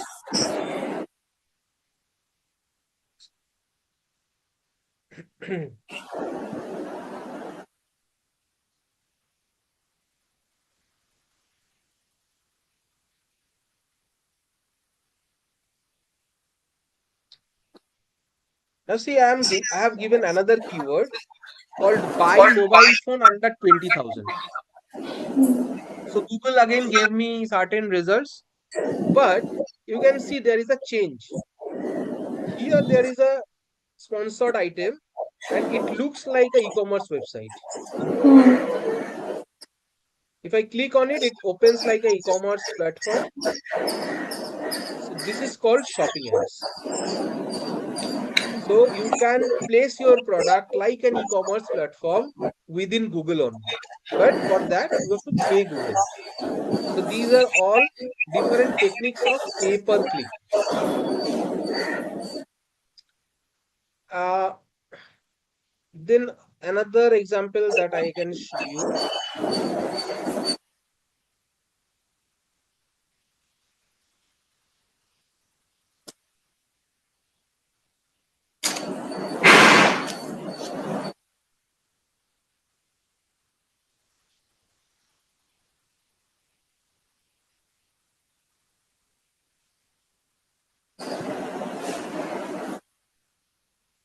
So see, this is Facebook platform, and within Facebook you can see something ChatGPT lifetime offer. Here it is written sponsored. So this is also an ad. This is a Facebook ad. This is not a Google ad, but this is also the technique is PPC. That is pay per click. Okay. So pay per click is nothing but a model how we pay to the platform. So that is the technique. But within this technique, there are different type of ads.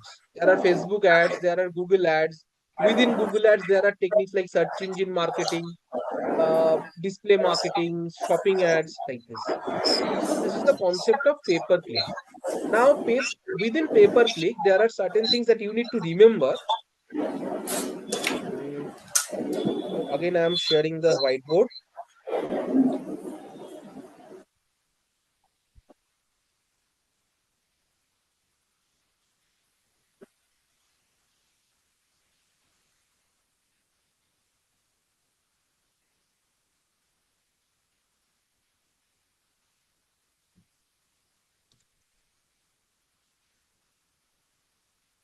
There are certain parameters that helps you to understand the effectiveness of your campaign. First is, sorry, reach.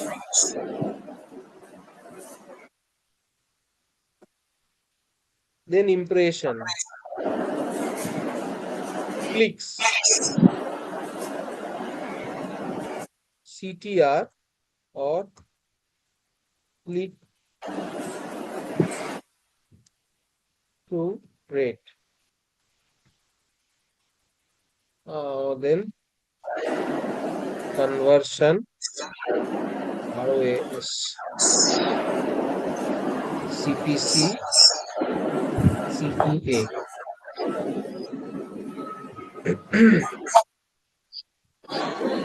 So these are the basic metrics. While it comes when we talk about PPC, the first metrics is reach. Just remember all these things because these are very key parameters of running PPC. Reach means how many people we are reaching out via the campaign. So say my campaign reach is 1,000. That means I have reached to 1,000 people. So reach is always unique. The next thing is impression. Impression means how many times your ad shows. So there is a basic difference between reach and impression. The reach means you how many people you are reaching. The impression means how many times your ad is showing. Okay, that means say your reach is 1000 and your impression is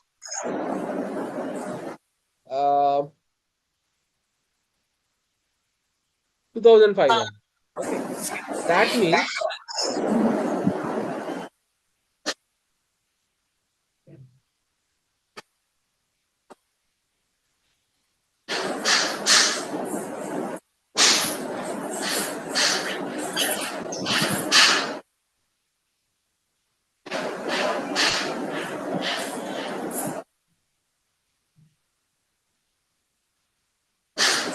so it means so you have reached to 1000 peoples, but your impression is 2500. That means 2500 times your ad has came up to the target audience, and your frequency is 2.5. That means 2.5 times you have showed your ad to each audience.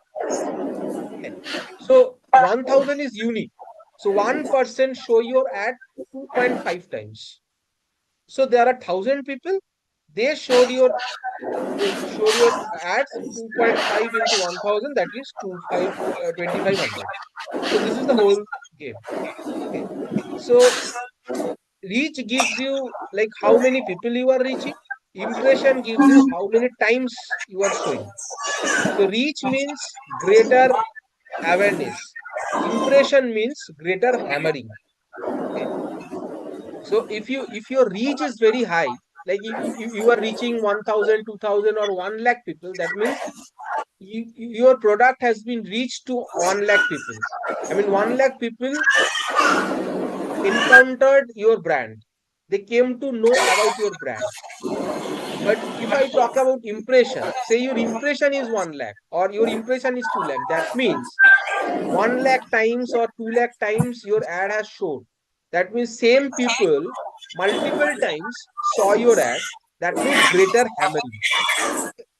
So when you run any campaign, there are certain objectives that you need to select, whether you want to generate lead, whether you want to generate awareness, whether you want to generate traffic to your website. So depending on your objective, you have to select which one you have to increase. If we are talking about branding or awareness, we have to take care of the reach. But if we are talking about lead generation, or if we are talking about traffic, then we have to talk about impression. Because the more you show ads to someone, the more it will get registered to their mind. More it will hammer about the brand presence in your mind. So impression is important in those cases. Then coming into the clicks. So how many clicks you have received? So that is the whole point. So people saw your ad, people saw your ad multiple times, but how many clicks you have received? Because when people click on your ad, they will go to your website or the page that you have that they have destined with. Like here also. mm, just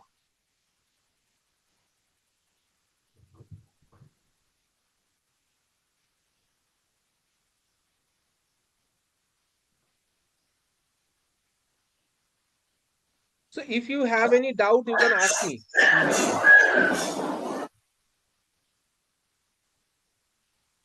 It's clear till now, actually. So see, I'm giving an example here.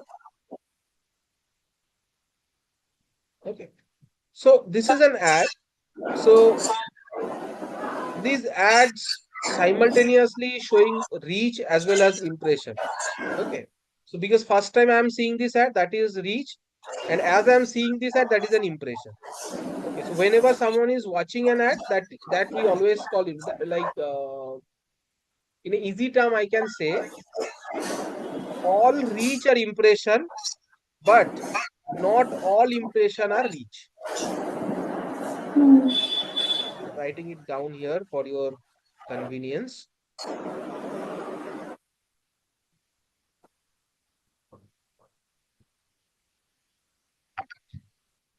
All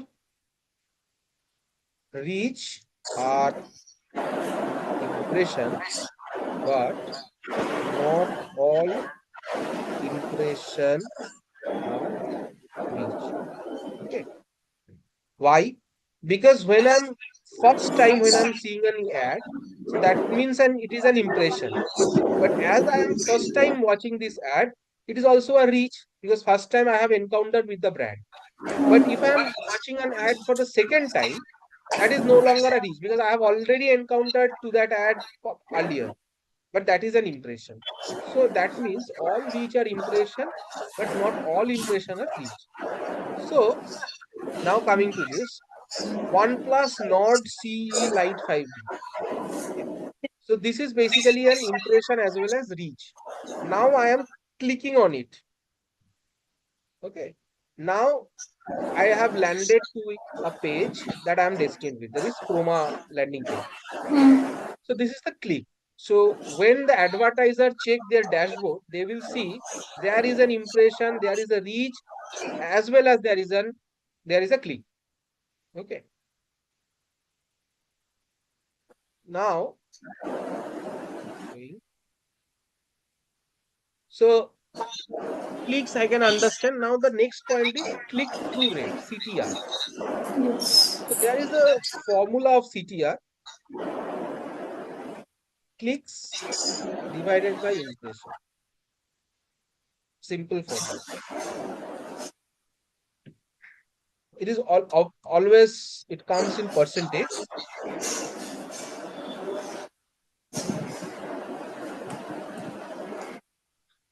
So why it is important?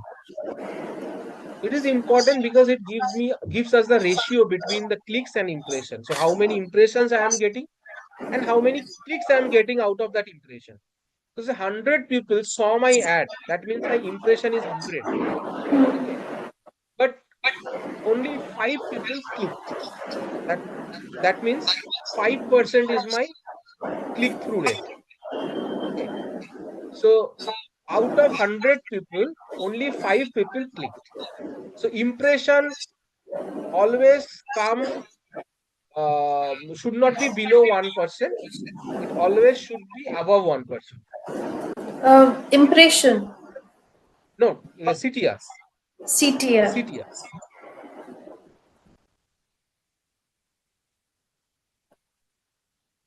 Should be always above 1%. Right. Why?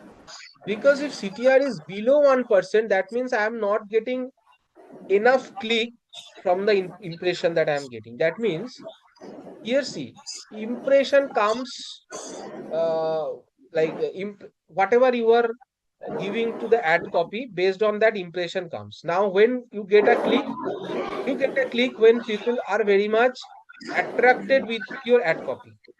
Okay. So when people are very much attracted and they found that the ad copy is helpful or the ad copy has the content that they are looking for, then only people click on your ad. Okay. Otherwise, why people will click on your ad? So if I am getting that, I'm getting a lot of impression, but I'm lacking the clicks. That means people are not considering my ad helpful for them. That is why I'm lacking clicks. So whenever my click-through rate is low, I need to work on my ad copy. Because until and unless my ad copy is attractive or lucrative, will not click on it. And if people are not clicking on my ad, they will not coming to my website also. And if they are not coming to my website, no action is there. No lead generation, no sales, nothing is happening. So that is why click-through rate gives us the glimpses of how my ad is performing in terms of clicks and impression. Okay. Now, after getting a click, the next action is conversions. So when people come into your web page, now either they will buy your product or they will fill up a lead form or they will bounce back from your website. So you have to understand how much conversions you are getting. So say you are spending uh, 10,000 rupees for a campaign, but you have got only two conversions. Conversion means your objective. It can be sales, it can be leads, anything can be a conversion. Your final goal is your conversion.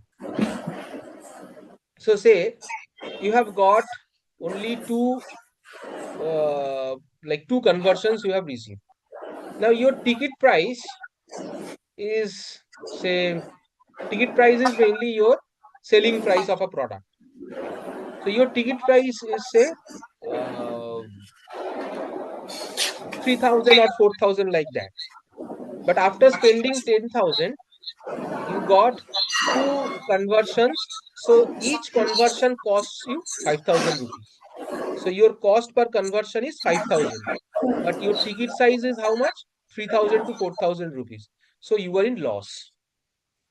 So number of conversions, and here you can see another thing I have mentioned, that is CPA.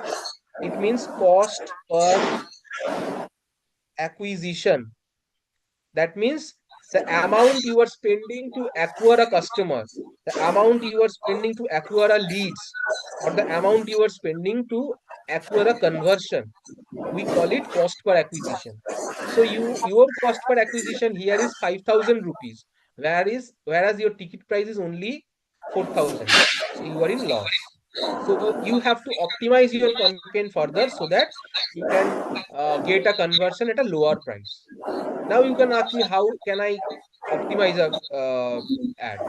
So optimizing an ad, it is a very core technical role, but I'm just telling you a bit. Like while optimizing the first thing is your content, because content attracts your customer. So you have to work on your ad copy. This is the one. Secondly, you have to work on your website or the landing page. So see this particular page, this Chroma page, see, it is clean. It is very clean page, and all the information are very clear. See the features, the warranty, all the informations are very clear. So you can go through entire information at ease, and you can take a significant decision out of it. But if it is clumsy and you are not getting the information properly, you will not buy this product. Okay. But when you get the clear information, there is a chance that you will buy. I'm not saying there is a guarantee that you will buy, but there is a chance. The chance factor will be higher. So you have to work on your website where people are coming. This is one. You have to work on your landing page so that people get attracted to your website. And obviously, uh, you have to give some extra offers like this. So in this way, you can leverage and optimize your campaigns.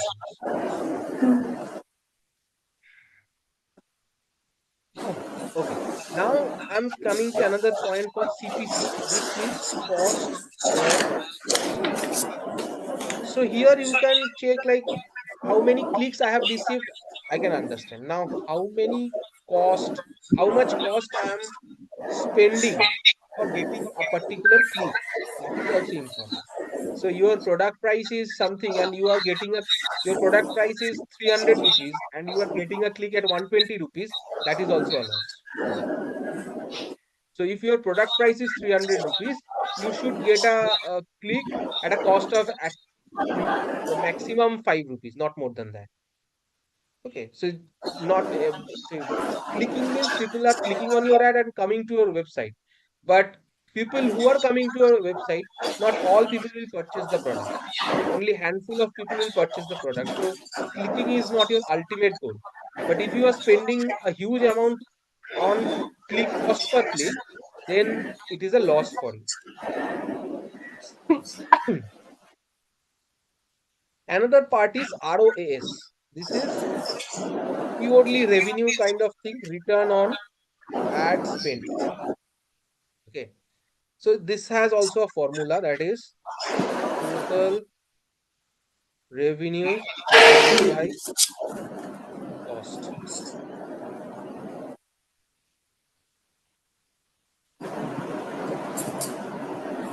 total revenue by total cost. I'm just giving a real time example. Say you have sold some product and you generate a revenue of uh, 1 lakh, and you have spent for your campaign is 50,000. So as per the formula, it should be 1 lakh divided by 50,000 uh,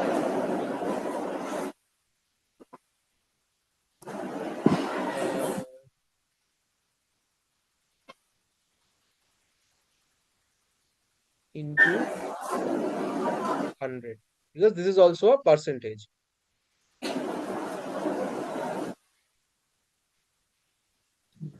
It means 200%. So your return on ad spend is 200%. Okay. So always remember while dealing with ROAS, your ROAS should always be above 100% in order to get profit. If your ROAS is above 100%, you are in profit. If your ROAS equals to 100%, then it is a break even. You have no profit, no loss. If your ROAS is below 100%, that means you are in loss. Okay. See, here it is very evident. As the figure is very low, you can just see like total revenue is 1 lakh and spend 50,000. So that means 50,000 is your profit. So that means you are in profit. But say I'm just reversing all this. See, if your total revenue is also 50,000, then what will it will happen?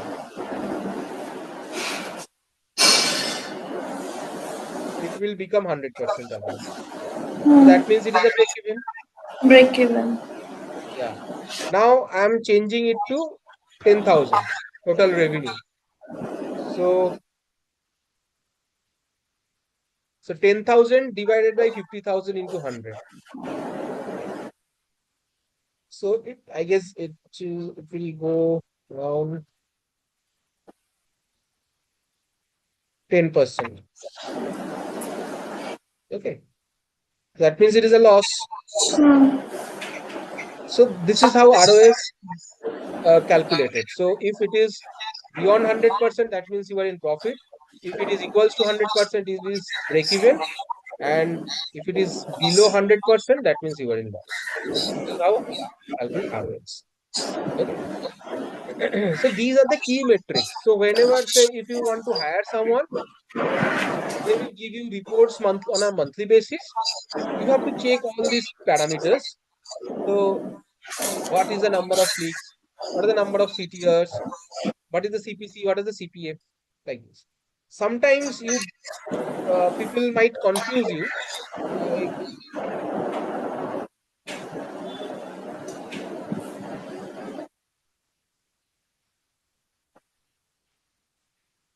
PPC versus CPC. It's a very confusing kind of thing for people who are very new to this field. Even sometimes freelancers and different agency use such jargons to confuse their customers. Okay. But this is very easy to understand. PPC is nothing. The full form is pay per click, as you know. CPC is cost per click. But PPC means it is a model. It is an Okay. advertising model. Okay. Whereas CPC is just your cost per click.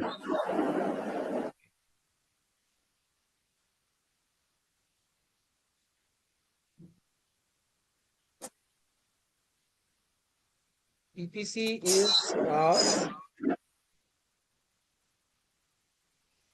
advertising model and CPC is just a cost per click. So this is the main difference.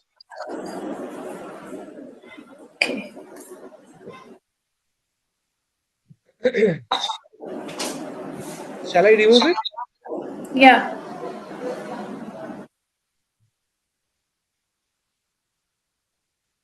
Now another thing, while running PPC campaigns, there are another things called bid strategy. So Can I see you the have, whiteboard? sorry, Can I see the whiteboard? okay.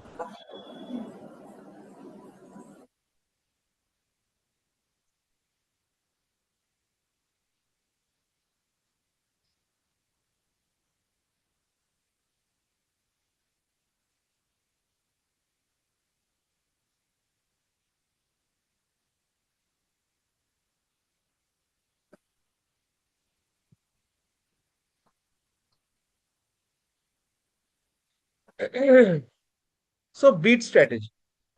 This is another important part in PPC campaigns, mostly in Google ads. Okay. So if you take someone's digital marketing service, you might ask them what kind of bid strategy they are using to run their campaigns. Okay. It will help you to understand how they are running your campaigns. Now, before I am going into the bid strategy, first of all, you need to understand how all this ad works. So you might have a question in your mind, or I'm just explaining this thing. Say data science course. Okay.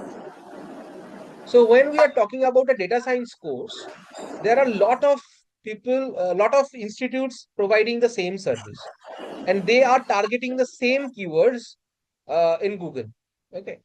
Now, when they are targeting the same, now say I am searching for best data science course in Kolkata, and there are multiple organizations running the ad, but I will only see 2 to 3 ads in my Google search results. Why so? Why the other people didn't get the space? Only 3 people got the space. Why? Because any kind of ad, not only Google, any kind of digital ad runs in auction model.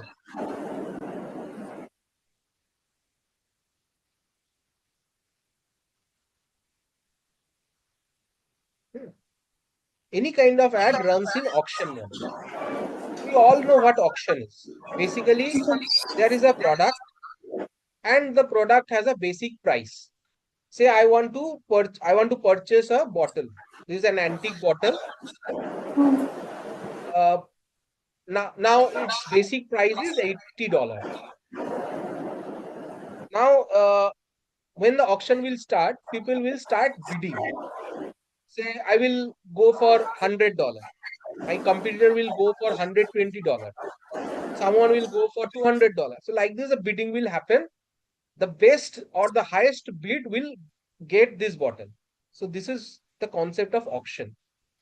So similarly, when we run such campaigns in several digital platforms, there are multiple competitors who are running the same type of campaign using the same terms, same keywords, same products, same location, same target audience. Everything is same. So how Google will identify or how Google will prioritize which, not only Google, sorry, my fault. Why, how a platform, Google, Facebook, whatever, can prioritize which ads to show and which ads to not to show. So they basically go for auction model. The ads that have a that have a big budget, they will get the place. Now you might have another question. That means people with a limited capability should not run an ad, or they can also get a place in the ad sphere. Both the people can run ads. If you have a very low capability, you can also run a campaign.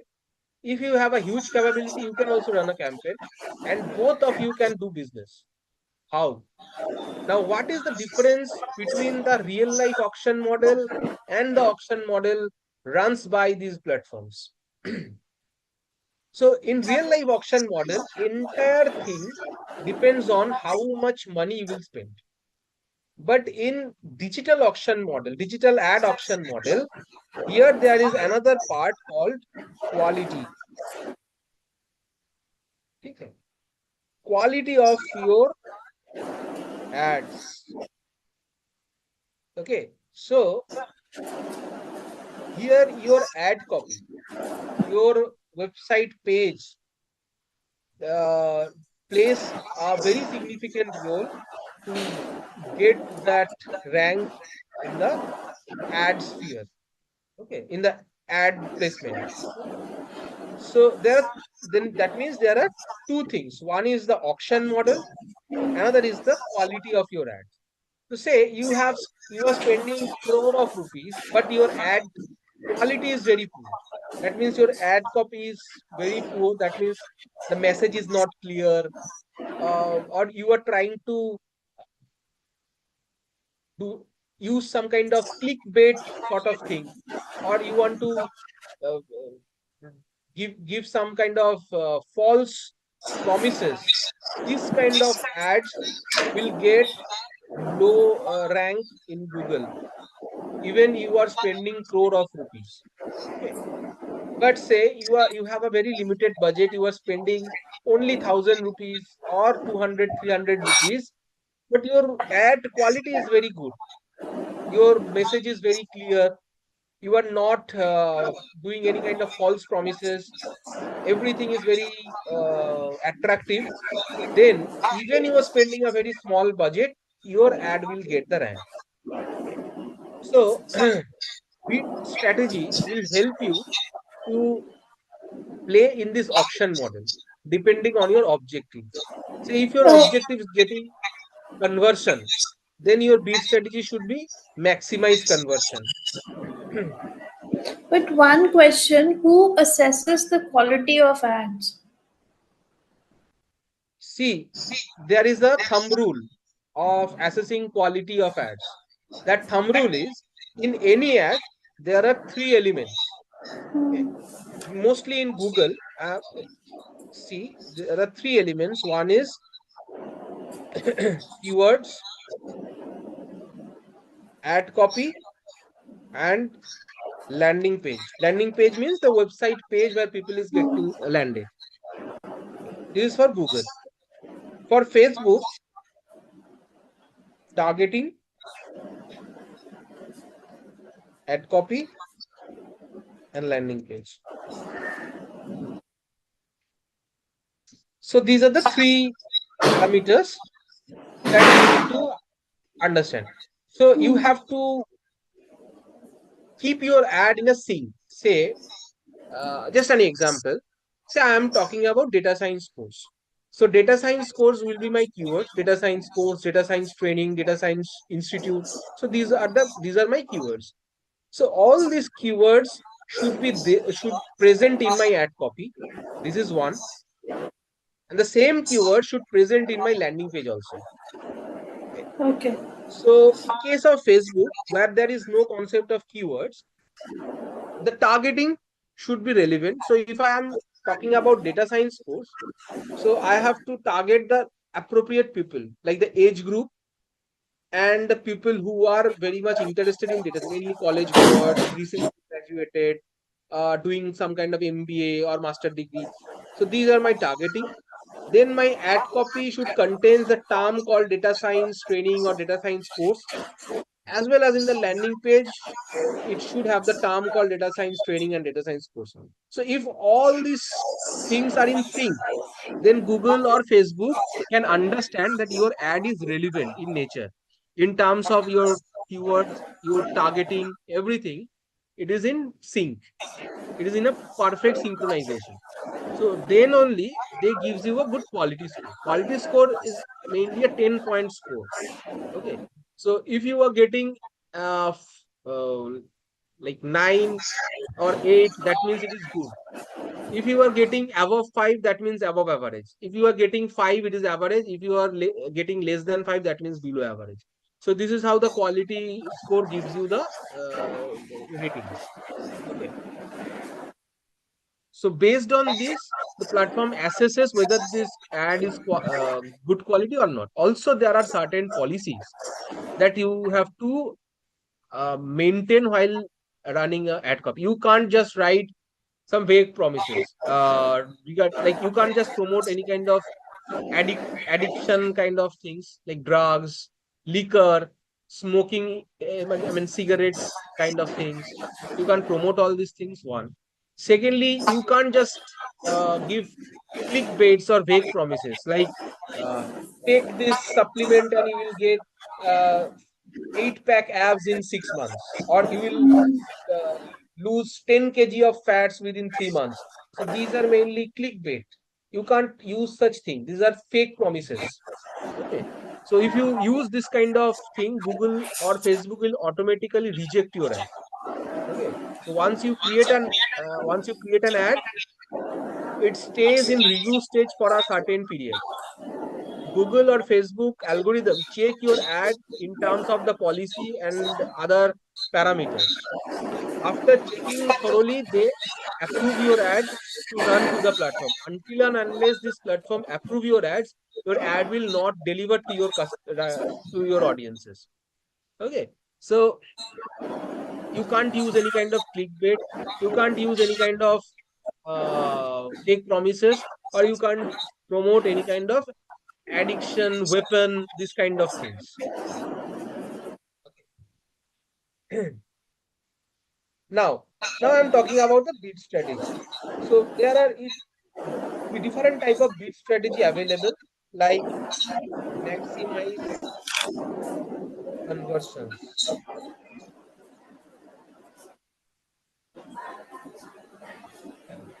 maximize clicks,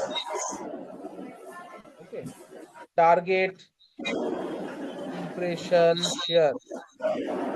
So these are the name of certain bid strategies. Okay.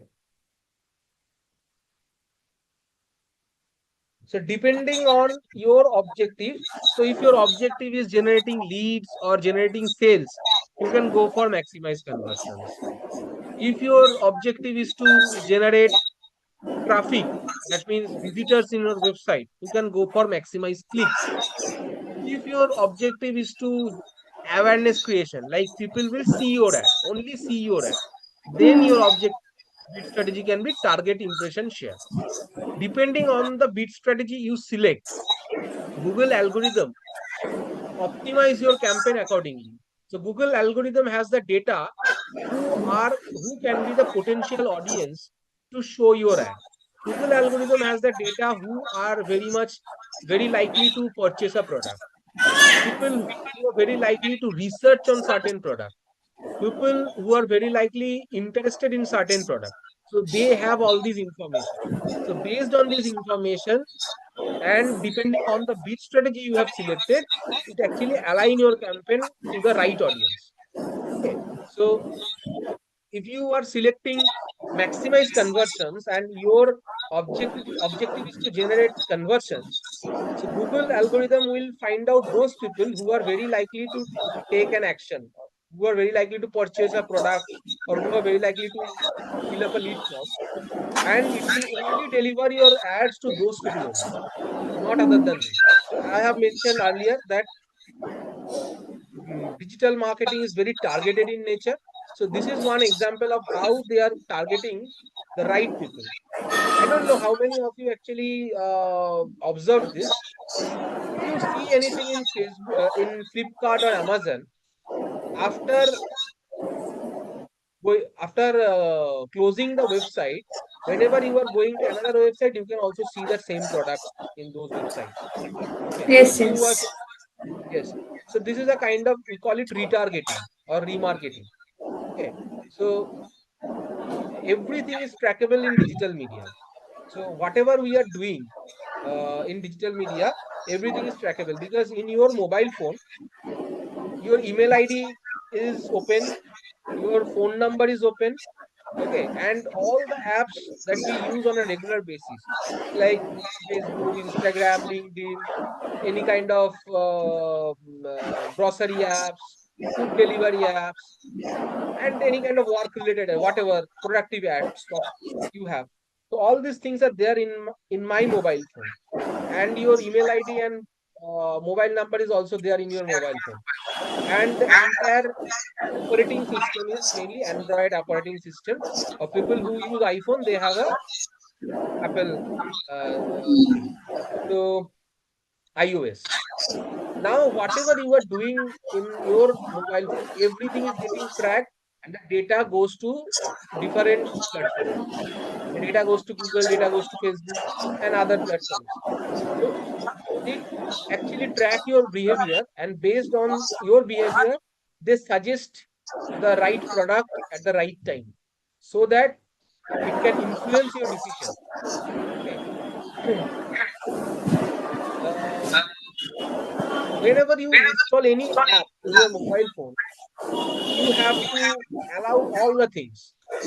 They will ask you to access your message box. They will ask you to access your camera.